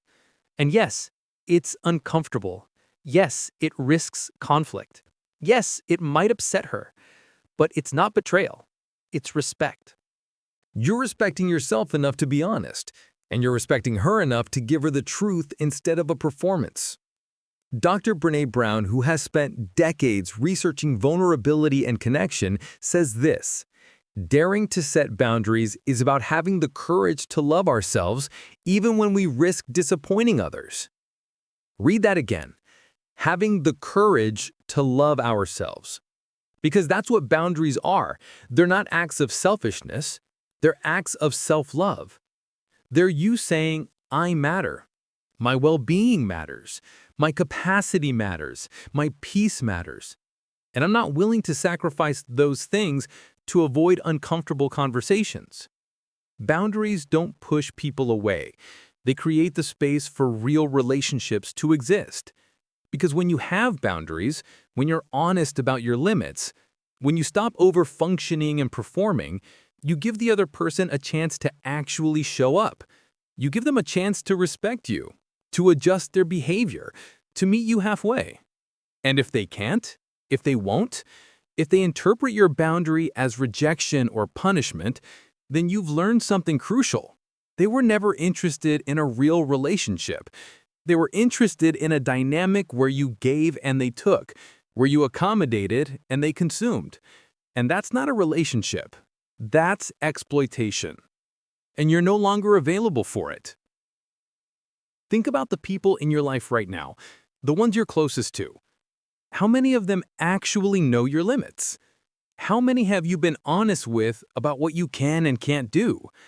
How many relationships are built on mutual respect versus your constant accommodation?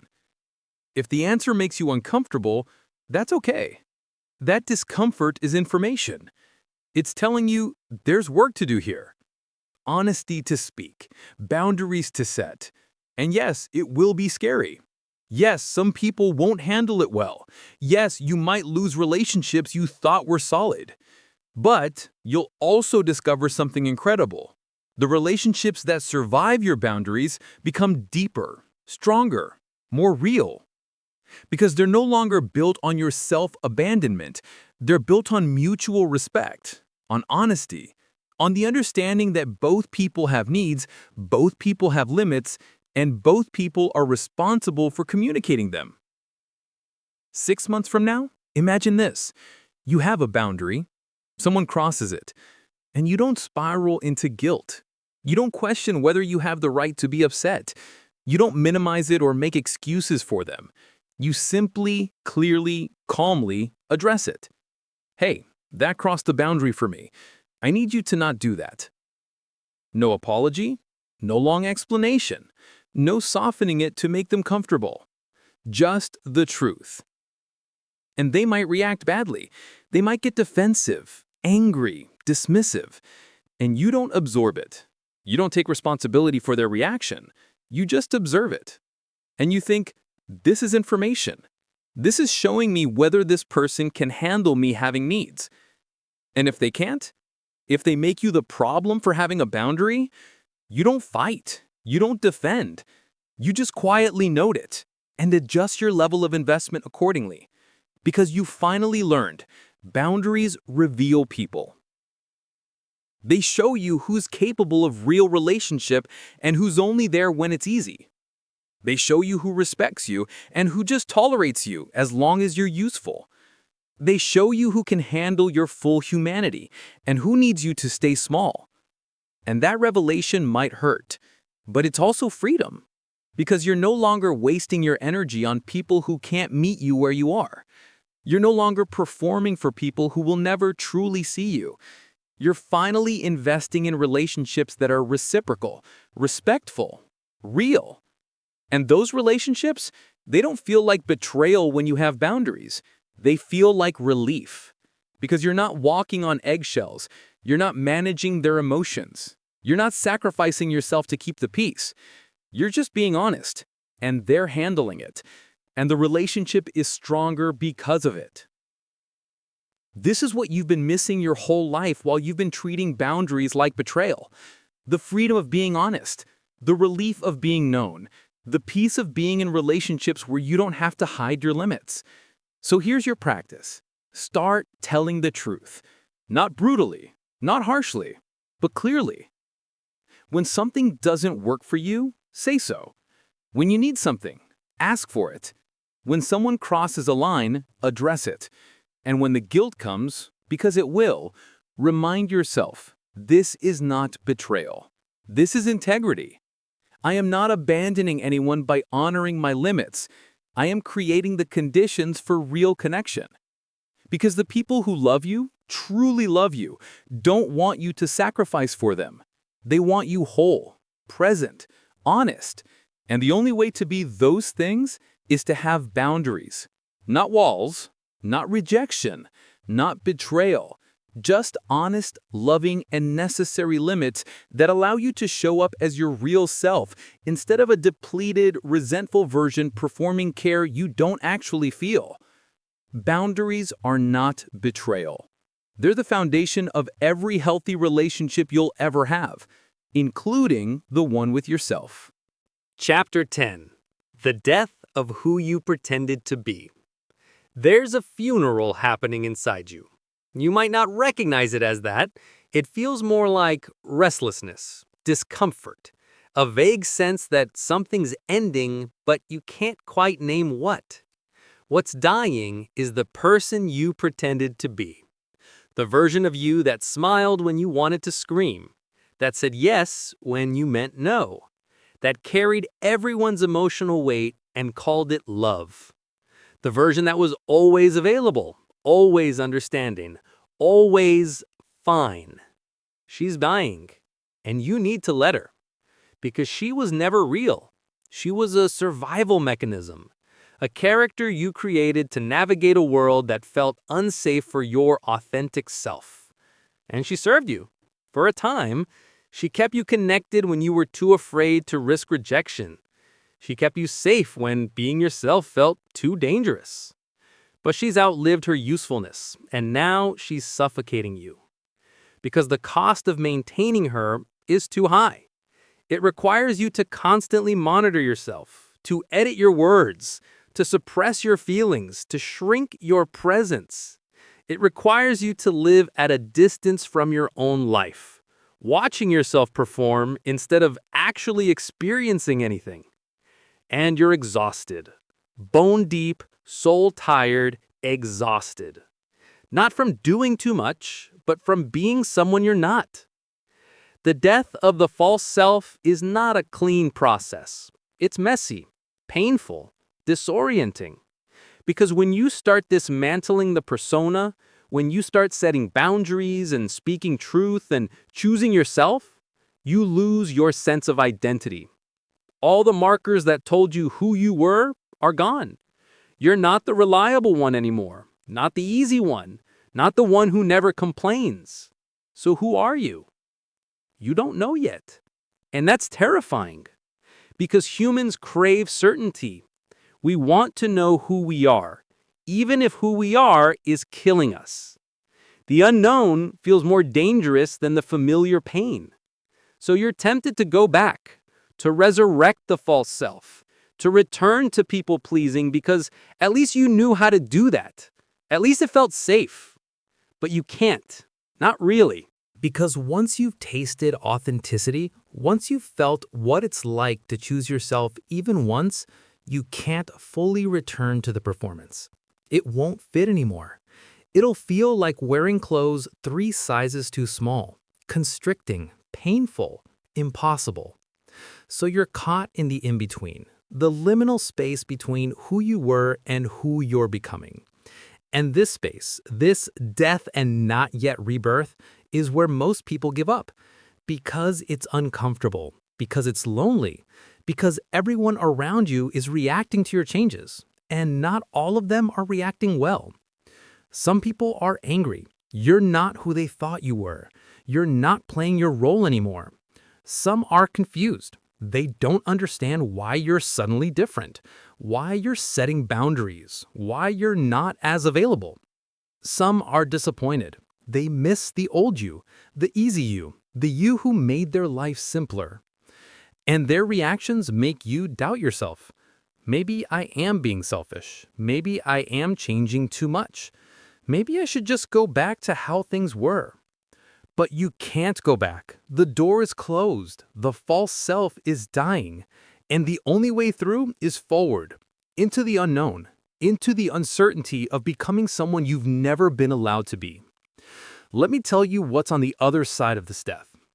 A version of you that doesn't need permission to exist, that doesn't apologize for having needs, that doesn't shrink to make others comfortable. A version that can sit in a room and not change shape, that can speak her truth and not immediately scan for disapproval, that can be disliked and not crumble. A version that is whole, integrated, no longer fractured into 100 different personas designed to please different people. Just one person, real, present, unapologetically herself. But to get there, you have to mourn. You have to grieve the version of yourself that's dying. Because even though she was false, even though she was exhausting, even though she was slowly killing you, she was familiar. She was safe. She was how you knew how to be loved. And letting her go means letting go of the relationships that only worked because of her, the approval that only came because you were performing, the connections that were built on your self-abandonment. That's real loss, and it deserves to be grieved. So grieve, cry, rage, feel the sadness of what you're releasing. But don't go back, because what's being born is worth the death. Psychologist Carl Jung called this process individuation, the journey of becoming who you truly are, separate from the roles and expectations placed on you by others. He said the first half of life is about building an identity. The second half is about dismantling the false parts of that identity and discovering what's real underneath. You're in the dismantling, and it's brutal, but it's also sacred. Because on the other side of this death is your life, your real life, not the one you think you're supposed to live, not the one that makes everyone else comfortable, the one that's actually yours. Here's what the death looks like in real time. You're at a gathering. Family, friends, doesn't matter. In the past, you would have worked the room, made sure everyone was comfortable, mediated any tension, been the social glue. But today, you don't. You sit. You observe. You let awkward silences be awkward. You let people handle their own discomfort. And it feels wrong. Every instinct is screaming at you to jump in, to fix it, to perform your role. But you don't. You breathe. You stay present in your body. You let the discomfort wash over you without acting on it. And something shifts.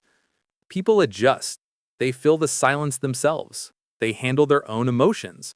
The world doesn't end just because you're not managing it. And you realize you were never actually necessary in the way you thought. You were just habitual. People didn't need you to perform. They were just used to it. And when you stopped, they adapted. This is the death. The moment you realize that the role you've been playing, the one you thought was essential, was optional all along. You were never required to sacrifice yourself, you just believed you were.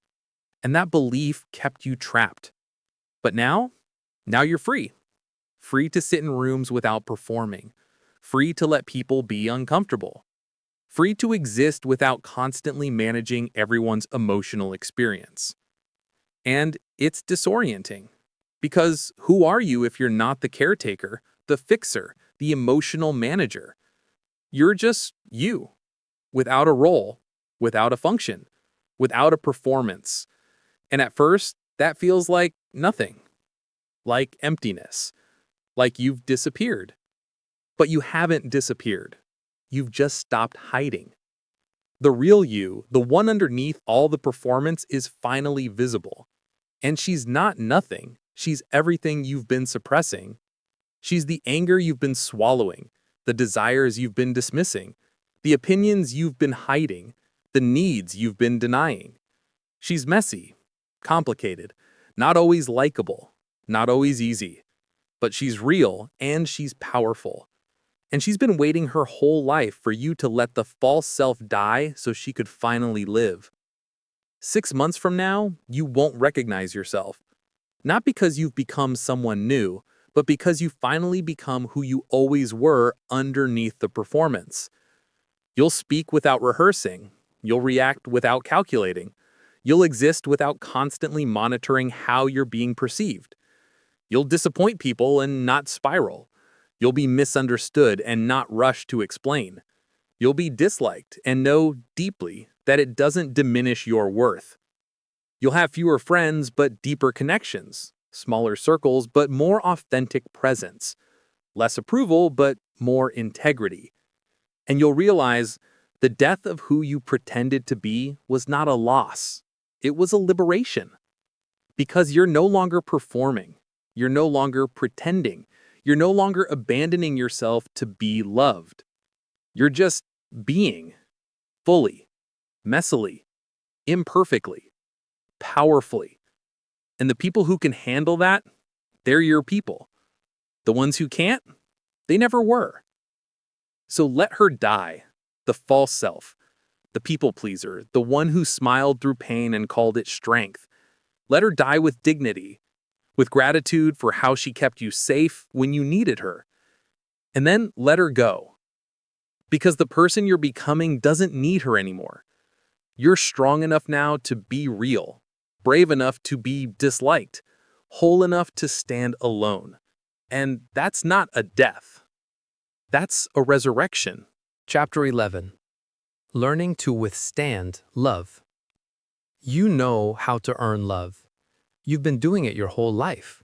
You know exactly what to give, what to sacrifice, what to perform to make someone choose you. You know how to be useful, accommodating, low maintenance, easy. You know how to make yourself indispensable by absorbing chaos, managing emotions, carrying weight that isn't yours. You're an expert at earning love, but you have no idea how to receive it. Real love. The kind that doesn't come with conditions, that doesn't require you to earn it through performance, that doesn't ask you to shrink or hide or perform, the kind that just is. And when it shows up, when someone offers you care without expecting anything in return, when someone sees you and doesn't ask you to change, when someone loves you not for what you do, but for who you are, you panic. Because you don't know what to do with love you didn't earn. It doesn't feel safe. It feels unstable, unpredictable, like it could disappear at any moment because you're not doing anything to maintain it. So you sabotage it. Not consciously, not intentionally, but systematically. You create tests. You push boundaries to see if they'll stay.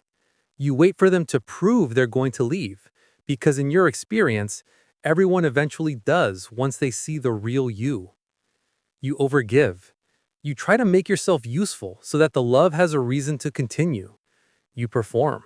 You accommodate. You return to the patterns that feel safe even though they're exhausting. Or you pull away. You create distance before they can.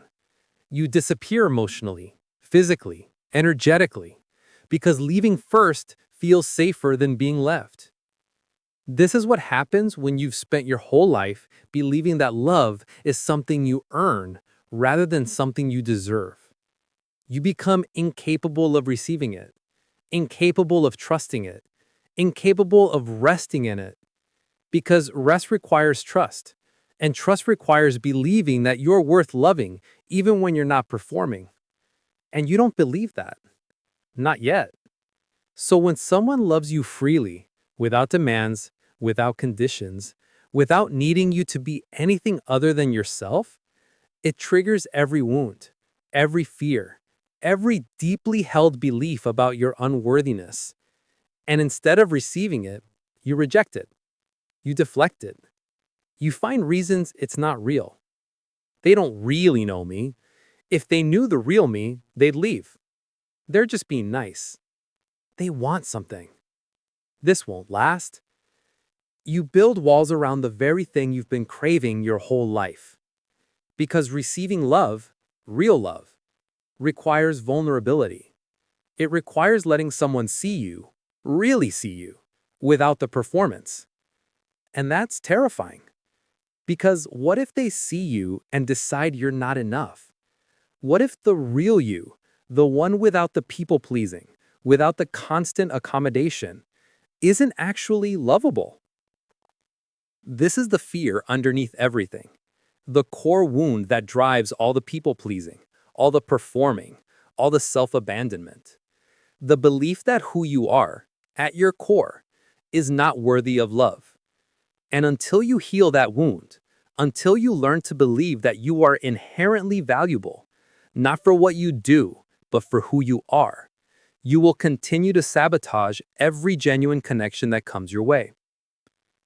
Let me show you what this looks like. You meet someone, a friend, a partner, someone who genuinely likes you, who seeks out your company not because they need something, but because they enjoy you. They call just to talk. They invite you places. They show up when you're struggling without you having to ask. They notice when you're off. They care about how you feel. And instead of relaxing into it, you tense up. You start overfunctioning, offering to help them with things they didn't ask for help with, trying to be useful, trying to prove your worth. They say, you don't have to do that. And you think, but what else do I have to offer? Because you've built your entire identity on being useful, on giving, on serving. And if you're not doing that, what's the point of you? They ask how you're doing. Really ask. Not just the polite version. They want to know. And you freeze. Because you're not used to that question mattering. You're used to how are you being a formality, not an actual inquiry. So you say, I'm fine. And they look at you, really look at you, and say, are you really? And you feel exposed, seen, vulnerable. And it's too much. So you deflect. You change the subject. You turn it back to them. You make a joke. You do anything to avoid the intimacy of being truly seen. Because being seen means being known. And being known means they might discover you're not who they thought you were, that you're messier, more complicated, less perfect. And then they'll leave, right? Except they don't. They stay. They keep showing up. They keep caring. They keep offering love without demanding you earn it. And it breaks you. In the best way possible. Because you realize this is what you've been missing your whole life. Not someone to need you, but someone to see you. Not someone to take from you, but someone to give to you. Not someone who loves you for what you provide, but someone who loves you for who you are. And learning to receive that, learning to withstand that kind of love without sabotaging it, is one of the hardest things you'll ever do. Because it requires you to challenge every belief you've held about your worth, every pattern you've relied on to feel safe, every strategy you've used to control whether people stay or go. It requires you to stop earning and start receiving. And receiving is vulnerability. It's opening your hands and trusting that what's being offered is real, that it won't be taken away the moment you relax, that you don't have to perform to keep it. Dr. Kristen Neff, a psychologist who pioneered research on self-compassion, found that individuals with low self-worth often struggle more with receiving kindness than with giving it. Why? Because receiving requires you to believe you're worthy. And if you don't believe that, every act of kindness feels like charity, like pity, like something you don't deserve. So you reject it, you minimize it, you find ways to dismiss it or repay it immediately so you're not in debt. Because owing someone feels dangerous. It gives them power. It means they could withdraw at any moment and leave you worse off than before. But here's what you're missing. Real love isn't transactional. It doesn't keep score. It doesn't create debt. Real love is freely given and freely received. It's reciprocal, yes, but not in a tit-for-tat way. It's a flow. Sometimes you give more, sometimes they do. And that's okay, because it's not about balance sheets. It's about mutual care. But you can't experience that if you're constantly trying to even the score. If you're always giving more to make sure you're never in debt. If you're performing to justify your place in the relationship. You have to learn to just receive. To let someone do something kind for you without immediately reciprocating. To let them see you struggling without rushing to prove you're fine. To let them care about you without needing to earn it. To withstand love. Not just accept it intellectually, but feel it in your body. Let it land. Let it sink in. Let it change the story you've been telling yourself about your worth.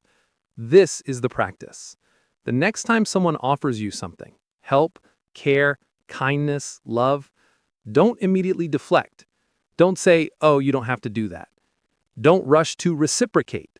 Don't minimize it or dismiss it. Just say thank you and let it in. Feel the discomfort of receiving without earning. Notice the impulse to give something back immediately to even the score. Observe the fear that arises. What if they think I'm taking advantage? What if they expect something now? What if this means I owe them? And breathe through it. Remind yourself this is love, not manipulation, not transaction, just love. And you're allowed to receive it. The first few times, it will feel wrong. Your nervous system will scream that you're being selfish, that you need to give something back, that you can't just take. But you're not taking, you're receiving. And there's a profound difference. Taking is selfish. Receiving is trust. Taking is extracting. Receiving is allowing. Taking depletes. Receiving nourishes. And you deserve to be nourished. 6 months from now, imagine this. Someone you love does something kind for you, unexpectedly. Not because you asked, not because you earned it, just because they wanted to. And instead of the immediate guilt, the rush to reciprocate, the discomfort of receiving, you just feel grateful. You smile. You thank them. You let the kindness land in your heart without deflecting it. You don't make it about what you need to do in return. You don't minimize it. You don't turn it into a joke. You just receive it, fully, openly, without armor. And in that moment, you realize you're learning.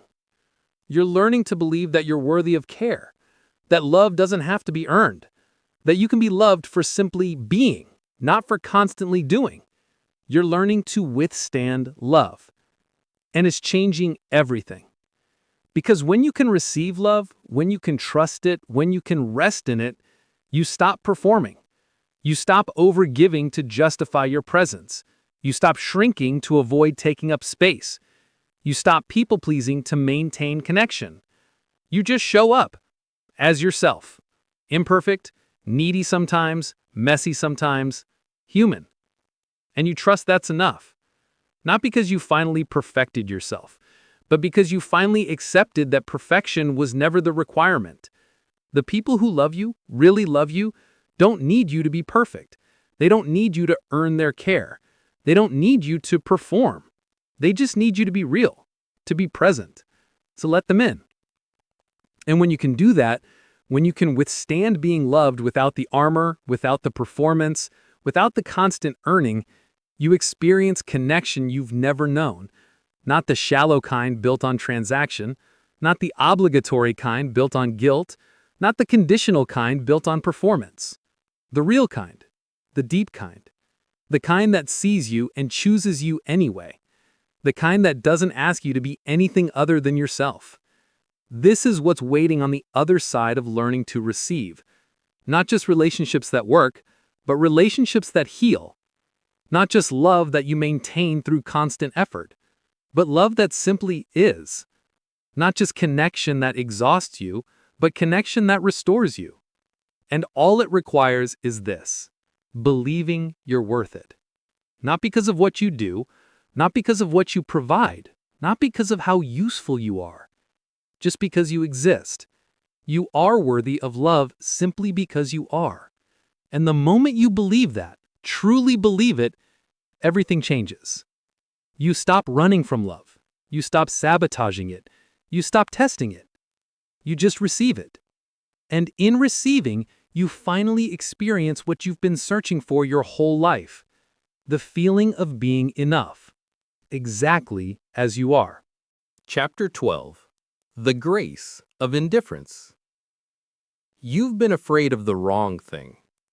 You thought the worst thing that could happen was that people wouldn't like you, that they'd be disappointed, that they'd judge you, reject you, leave you. So you spent your whole life trying to prevent that, trying to be liked, trying to be accepted, trying to control how people perceive you. And it consumed you. Every decision filtered through, what will they think? How will this look? Will they still like me? You gave them so much power. The power to determine your worth. The power to dictate your choices. The power to make you feel small or significant based on their approval. But here's what you're about to discover. The most liberating thing that will ever happen to you is not being universally loved. It's becoming genuinely indifferent to whether you are or not. Not in a cold, detached way. Not in a I don't care about anyone way. In a free way. In a way that says, I know who I am. I know my worth. And your opinion of me, while I may consider it, doesn't define me. This is the grace of indifference. And it's the final frontier of freedom. Because as long as you need everyone to like you, you're not free. You're a prisoner to perception, a slave to opinion, a performer on a stage where the audience never stops watching. But when you can truly, deeply, viscerally let go of needing universal approval, when you can make decisions based on your values instead of other people's reactions, that's when you become unstoppable. Not because you're invincible, but because you're no longer controllable. You're no longer manipulated by guilt, no longer paralyzed by fear of judgment, no longer contorting yourself to fit into spaces that were never meant for you. You just exist on your own terms, in alignment with your truth, unbothered by the opinions of people who don't know you, don't respect you, or don't matter to you. And it feels like flying. But getting there requires you to face one of your deepest fears: being disliked. Not by everyone, but by someone. By multiple someones. By people whose opinions you once valued. You have to be willing to be misunderstood, misrepresented, judged, rejected, and survive it. Not just physically, but emotionally. You have to discover that being disliked doesn't kill you, doesn't diminish you, doesn't mean anything about your worth. It just means you're human, living your life, making choices. And not everyone is going to agree with those choices. And that's okay. Let me tell you what indifference looks like in practice. Someone criticizes you. Not constructively, not kindly, just critical. They have opinions about your choices, your boundaries, your life. The old you would have spiraled, replayed the conversation 100 times, analyzed what you did wrong, wondered how to fix their perception, lost sleep over it. But the new you, the one who's cultivated the grace of indifference, you hear it. You consider whether there's any truth worth extracting. And if there's not, you just let it go. You don't defend yourself to someone who's already decided who you are. You don't waste energy trying to change the mind of someone who's not open. You don't shrink to make them comfortable with your growth. You just think, that's their perspective. They're entitled to it, and I'm entitled to disagree and move on. And you do. You actually move on. Not performatively, not while secretly still obsessing. You genuinely release it. Because you finally internalized a truth that changes everything. Other people's opinions of you are none of your business. Their thoughts, their judgments, their narratives about who you are. That's their internal world, and you're not responsible for managing it. Your job is to live with integrity, to align your actions with your values, to be honest, to be kind when possible, to respect others' boundaries while maintaining your own. That's it. That's all you're responsible for. How they interpret that, how they feel about it, how they talk about you when you're not in the room. Not your circus, not your monkeys. And when you truly embrace that, when you stop trying to control the uncontrollable, you free up an enormous amount of energy. Energy that was going toward managing perceptions, crafting narratives, defending yourself to people who were never going to understand. Now that energy is yours to invest in your actual life, your actual goals, your actual relationships with people who actually know you. Dr. David Burns, a psychiatrist who pioneered cognitive behavioral therapy, found that people who base their self-worth on external approval experience significantly higher rates of anxiety and depression than those who have internal validation. Because external approval is unstable. It shifts. It's based on factors you can't control. Other people's moods, biases, projections, insecurities. You could be the same person, doing the same things, and be loved by one person and hated by another. Not because you're different, but because they are. So tying your worth to their opinions is like building your house on sand. It's never stable. You're always one criticism away from collapse. But internal validation, that's solid ground. That's knowing I am living according to my values. I am being honest. I am treating people with respect. I am setting boundaries I need. I am choosing myself. And if someone doesn't like that, that's data about them, not about me. This is the shift from external to internal, from seeking approval to seeking alignment. And it doesn't happen overnight. It's a practice, a daily, sometimes moment-by-moment practice of releasing other people's opinions and returning to your own center. Here's what it looks like 6 months from now.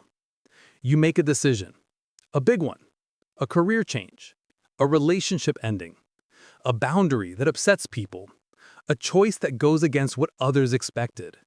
And people talk. They have opinions. They think you're making a mistake. They're disappointed. They're critical. And you hear it, all of it. But it doesn't touch you, not in the way it used to. Because you know why you made the choice. You're clear on your values. You trust yourself. And their disapproval, while noted, doesn't shake you. You don't need to convince them. You don't need to justify yourself. You don't need their blessing. You just need your own integrity. And you have it. So you let them have their feelings. You let them be disappointed. You let them judge. And you keep moving. Keep living. Keep choosing yourself. Not because you don't care about people, but because you care about yourself just as much. Not because you're heartless, but because you're finally free. Free from the exhausting need to be everything to everyone, free from the prison of people-pleasing, free from the tyranny of other people's expectations. This is the grace of indifference. Not apathy, not coldness, not disconnection, but the profound, peaceful understanding that you cannot control how people perceive you. And you don't need to. You can only control who you are, how you show up, the integrity with which you live. And when you do that, when you live from that place, the right people stay, the right opportunities come, the right life unfolds. Not the life everyone else thought you should live, but the life that's actually yours. And the opinions of people who aren't living it, they become what they always should have been. Irrelevant. Chapter 13. When the crowd goes quiet. There's a moment that comes for everyone who chooses themselves. A moment when the noise stops, when the texts slow down, when the invitations dry up, when the people who once filled your life suddenly aren't there anymore. Not all of them, but enough that you notice. Enough that it feels like something fundamental has shifted. And in that moment, you're faced with the question you've been avoiding your whole life. Can you be alone with yourself? Not physically alone. You've been physically alone plenty of times, but actually alone, without the constant distraction of other people's needs, other people's drama, other people's validation. Without the noise of performance, without the busyness of people-pleasing, without the identity you built around being needed. Just you, in the quiet, with your own thoughts, your own feelings, your own company. And it's terrifying, because you spent your whole life running from this moment, filling every silence with activity, every empty space with obligation, every quiet moment with worry about what other people think. You've used people-pleasing as a distraction from yourself.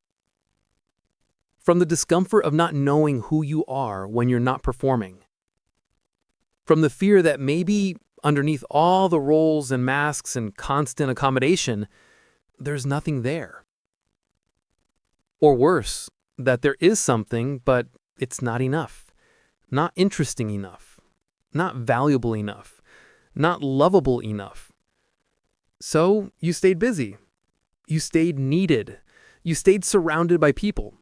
Even if those connections were shallow, even if they drained you, even if you felt alone in the middle of them. Because that felt safer than actual solitude. But now, on the other side of boundaries, on the other side of choosing yourself, on the other side of letting the false self die, the crowd has gone quiet. And you have to face what you've been avoiding. Yourself. This is the moment most people panic, the moment they retreat, the moment they go back to people-pleasing, back to overgiving, back to filling their calendar with obligations they don't want just to avoid this silence. Because the silence feels like failure, like proof that you made the wrong choice, like evidence that you're not actually enough on your own. But it's not failure. It's initiation. This quiet, this space where the crowd has receded and you're left with yourself, this is where the real work happens. Not the work of fixing yourself, not the work of becoming someone new, but the work of meeting yourself, really meeting yourself, for maybe the first time in your life. Without the distortion of other people's expectations, without the performance, without the constant need to prove your worth through usefulness. Just you, as you actually are. And you might not like what you find at first. You might discover that you're messier than you thought, more complicated, that you have feelings you've been suppressing for years, needs you've been denying, anger you've been swallowing, grief you've been avoiding. You might discover that underneath the people-pleasing, you're actually kind of difficult, opinionated, intense, not the easygoing person you've been pretending to be. And that can be destabilizing because it challenges every story you've told yourself about who you are. But it's also liberating. Because for the first time, you're seeing the truth, not the curated version, not the performance, the actual person underneath all the layers of adaptation and accommodation. And she's not nothing. She's not empty. She's not boring or worthless or unlovable. She's just been hidden, suppressed, silenced by years of believing that her real self wasn't acceptable. But she is. She's more than acceptable. She's powerful. She just needs space to emerge.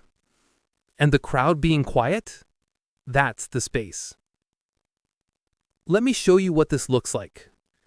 It's a Friday night. In the past, your calendar would have been full. Plans with friends, obligations, events you didn't really want to attend but said yes to anyway. But tonight, there's nothing. No invitations, no demands, no one needing anything from you. And instead of relief, you feel panic.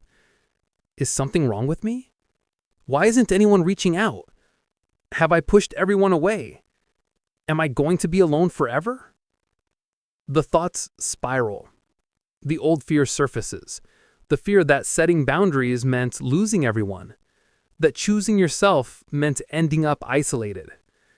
And for a moment, you consider reaching out, making plans you don't want, saying yes to something just to fill the void, just to prove you're still connected.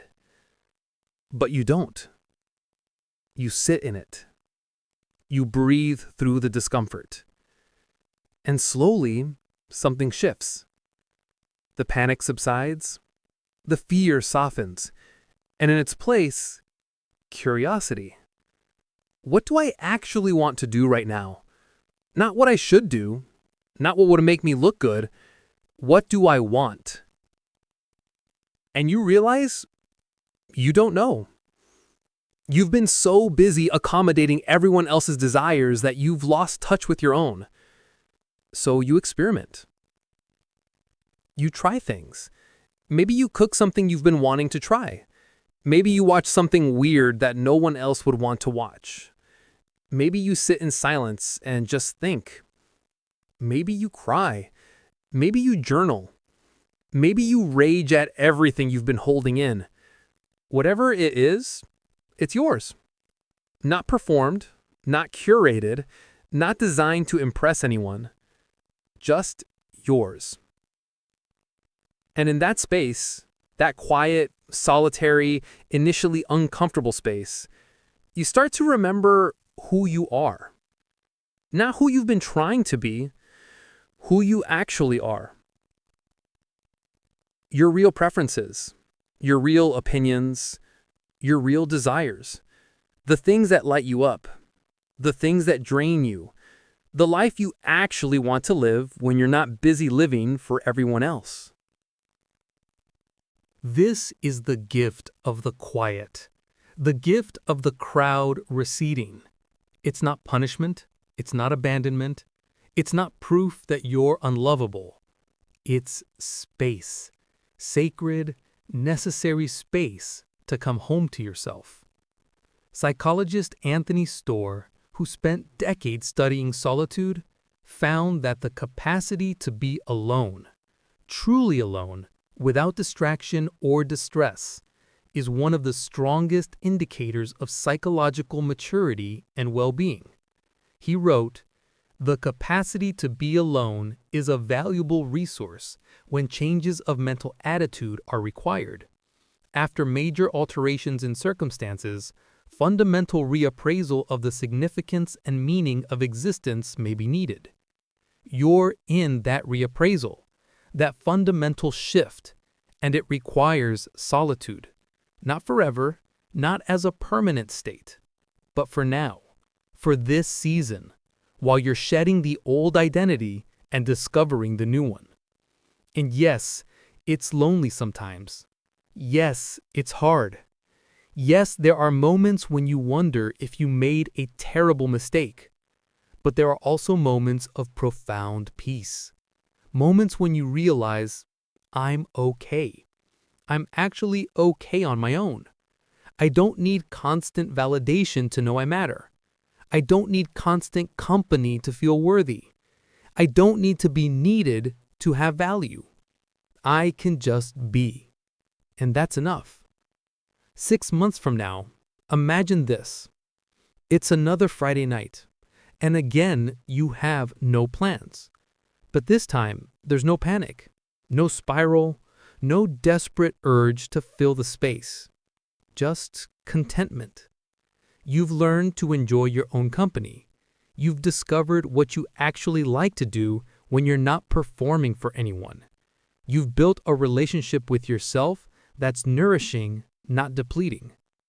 And the interesting thing, once you stop being afraid of solitude, once you stop needing constant connection to feel okay, people start showing up differently. Not the old crowd, not the ones who only liked you when you were useful, but new people, real people, people who appreciate you for who you actually are, not what you can do for them. Because you're no longer attracting people through performance. You're no longer drawing in users and takers by being endlessly available. You're attracting through authenticity, through the quiet confidence of someone who knows who they are and doesn't need external validation to confirm it. And the connections that form from that place, they're different, deeper, more reciprocal, because they're built on truth, not transaction, on mutual respect and not one-sided service, on genuine compatibility and not desperate accommodation. But you never would have found those connections if you hadn't first learned to be comfortable in the quiet, if you hadn't first discovered that you're actually good company, that your own thoughts are interesting, that your own presence is enough. This is what the quiet teaches you. You were never empty. You were never boring. You were never unlovable. You were just buried under layers of performance and people-pleasing and constant accommodation. And when the crowd goes quiet, when the noise recedes, when you're finally left alone with yourself, that's not loss. That's excavation. You're digging yourself out, finding yourself, meeting yourself. And yes, it's uncomfortable. Yes, it challenges everything you thought you knew about who you are and what you need. But on the other side of that discomfort is something you've been searching for your whole life. Inner peace. Not the fragile kind that depends on everyone being happy with you, the unshakable kind that comes from being at peace with yourself. The kind that doesn't need external validation because you've learned to validate yourself. The kind that doesn't fear solitude because you've discovered you're actually worth spending time with. The kind that allows you to move through the world with quiet confidence, not because you have all the answers, but because you trust yourself to handle whatever comes. This is the gift of the quiet. So don't run from it. Don't fill it with noise and distraction and desperate attempts to recreate the old connections. Sit in it. Breathe in it. Get comfortable in it. Learn to be alone without being lonely. Learn to enjoy your own company. Learn that you are enough, not because someone else confirmed it, but because you finally believe it yourself. Because when you can do that, when you can be genuinely content in your own presence, you become free. Free from the need for constant approval. Free from the fear of abandonment. Free from the exhausting cycle of performing for love. Just free. And the crowd? It might come back. Some of it. The right parts of it. Or it might not. And you'll be okay either way. Because you've learned the most important lesson of all. You don't need a crowd to matter. You just need yourself. And you've always been enough. Chapter 14. The Unshakable Center. You've come a long way. From the person who couldn't say no to save her life, who apologized for existing, who carried the weight of everyone's emotions and called it love. From the person who checked her phone with a pit in her stomach, terrified of disapproval, who replayed conversations obsessively, searching for mistakes, who shaped herself into whatever form would be most acceptable. That person feels like a stranger now. Someone you remember but can barely recognize. Because you've changed. Fundamentally. Not in small ways. Not in surface adjustments. You've rebuilt yourself from the inside out. And what's emerged isn't who you thought you were supposed to be. It's who you actually are. Raw. Real. Unapologetic. You have an unshakable center now. Not because you've become perfect. Not because you never doubt yourself. Not because you're beyond criticism or immune to pain. But because you've learned to come home to yourself. No matter what's happening externally. No matter who's disappointed. No matter what anyone thinks. You've learned to trust yourself more than you trust other people's opinions of you. And that changes everything. The unshakable center isn't about never being shaken. Life will still shake you. People will still disappoint you. Things will still go wrong. But now, when you're shaken, you don't fragment. You don't lose yourself. You don't abandon your truth to make others comfortable. You bend. You feel. You process. And then you return to center. To the quiet, solid knowing of who you are. What you value, what you will and won't tolerate, what matters and what doesn't. This is the freedom you've been building toward. Not the absence of difficulty, but the presence of self-trust. The ability to navigate life from your own internal compass instead of constantly seeking external direction. The ability to make choices based on your values instead of other people's expectations. The ability to disappoint people and survive it. To be disliked and not crumble. To be alone and not feel empty. This is what it means to have an unshakable center. And it's not something you achieve once and then maintain effortlessly. It's a practice, a daily returning, a commitment to yourself that you renew again and again. Let me show you what this looks like in your everyday life now. Someone criticizes you, harshly, unfairly. And it stings, because you're not made of stone. You still feel. But you don't spiral. You don't immediately internalize it. You don't start questioning everything about yourself. You pause, you breathe, and you ask yourself, is there truth here I need to hear? Or is this their projection? If there's truth, you take it. You learn from it. You adjust. If there's not, you release it. You don't carry it. You don't defend yourself to someone who's not interested in understanding. You just let it go. And you move on. This is the unshakable center. The ability to stay grounded in your truth even when others can't see it. Someone makes a demand on your time. An urgent request. An expectation. The kind that used to send you into immediate accommodation mode.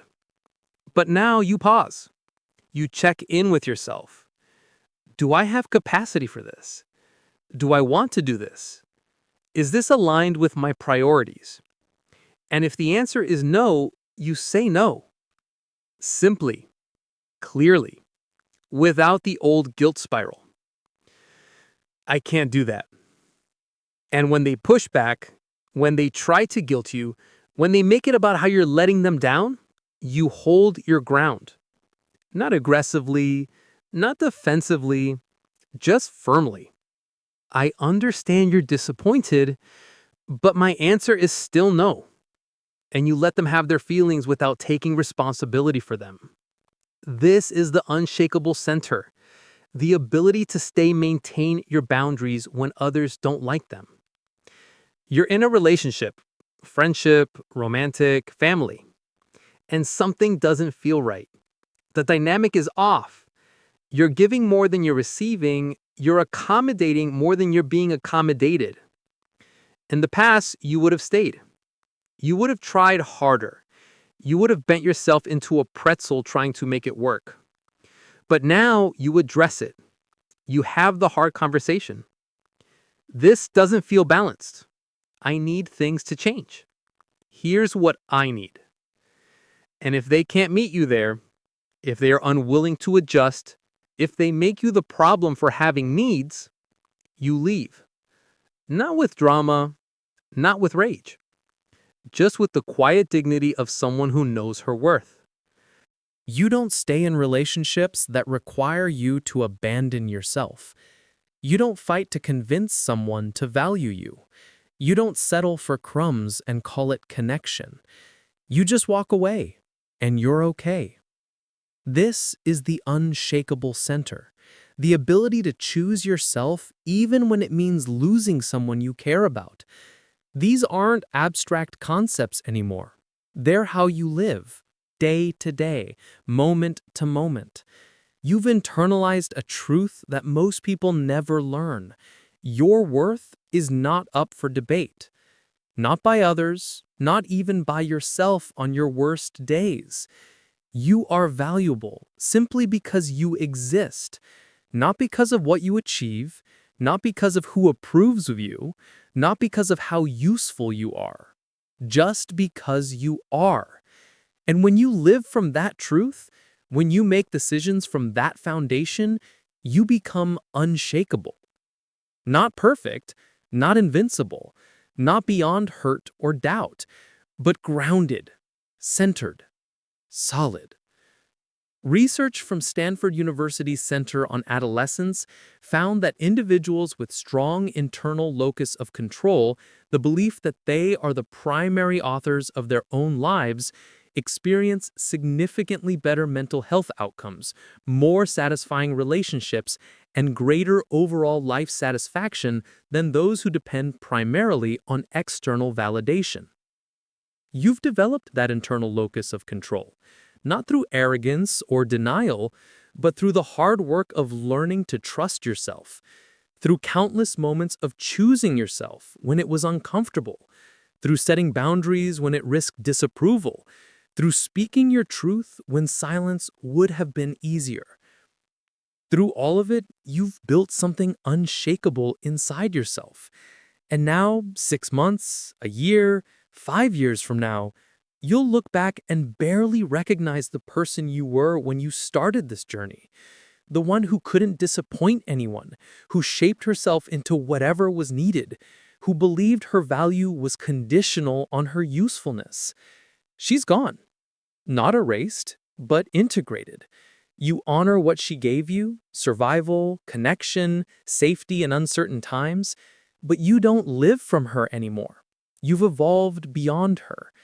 Now you live from the unshakable center. You make choices that honor your values, even when they're unpopular. You set boundaries that protect your peace, even when they disappoint people. You speak truths that need to be spoken, even when they create discomfort. You prioritize your well-being without guilt. You invest your energy where it's reciprocated. You love people without losing yourself. You've learned that caring deeply doesn't mean caring endlessly, that compassion includes compassion for yourself, that the most generous thing you can do is show up as your whole, authentic self, not a depleted, resentful version performing care you don't actually feel. And the life you've built from this place, it looks different than you expected. Smaller in some ways, quieter, fewer people, fewer obligations, fewer performances, but richer, deeper, more real. The relationships you have are genuine, built on mutual respect and honest communication. They can hold your full humanity, your needs, your limits, your complexity. The work you do is aligned with who you are, not who you think you should be. The choices you make are yours, not borrowed from someone else's blueprint. The peace you feel isn't fragile, dependent on everyone being happy with you. It's solid, rooted in self-trust. This is what happens when you stop trying to please everyone and start honoring yourself. You don't become heartless, you become whole. You don't stop caring, you just stop caring more about others' comfort than your own truth. You don't lose your capacity for love, you reclaim your capacity to be loved, really loved, for who you actually are.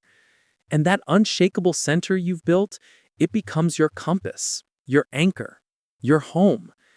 No matter what storm comes, no matter who leaves, no matter what changes, you can always return to it, to yourself, to the quiet knowing that you are enough. Not because you've done everything right, not because everyone approves, not because you finally perfected the performance, but because you've stopped performing altogether. You've learned the most radical, transformative truth of all. The power of not caring enough about what everyone thinks is the power to finally care about what matters. Your integrity, your peace, your authentic life. And once you have that, once you're living from that unshakable center, nothing can truly disturb you because you've finally come home to yourself and you're never leaving again. Closing. You picked up this audiobook because something inside you knew. The way you've been living isn't sustainable. The constant accommodation, the endless people-pleasing, the exhausting performance of being whoever everyone else needs you to be. You knew it was killing you, slowly, quietly, in ways that are hard to name but impossible to ignore. And you were right. But here's what you've discovered on this journey. You're not broken. You were never broken. You just learned somewhere along the way that love was conditional, that your worth had to be earned, that taking up space was dangerous. And so you made yourself small, agreeable, easy. But that version of you was never meant to last forever. She was a survival strategy, not your destiny. And now, on the other side of this transformation, you know, peace doesn't come from pleasing everyone. It comes from finally, unapologetically, powerfully choosing yourself. From learning that boundaries aren't betrayal, they're love. From discovering that disappointing people doesn't make you cruel, it makes you honest. From understanding that the people worth keeping are the ones who can handle your full humanity. And from building an unshakable center inside yourself that no external storm can destroy. This isn't the end. This is the beginning. The beginning of a life lived on your terms. A life where you matter, where your needs count, where your peace is not negotiable. So here's your challenge. For the next 24 hours, practice one thing. Say no to something you would have said yes to. Set one boundary you've been avoiding. Speak one truth you've been hiding. Just one. And notice what happens. Not out there. In here. In your body, in your heart. Notice the fear. And then notice the freedom underneath it. Because that freedom, that's your future. And it's waiting for you to claim it. Not tomorrow, not when you're ready, not when everyone approves. Now. You spent your whole life caring too much about what everyone else thinks. It's time to care more about what you know. And you know this. You deserve a life that doesn't require you to abandon yourself to maintain it. So go live it. The world will adjust, and you'll finally be free.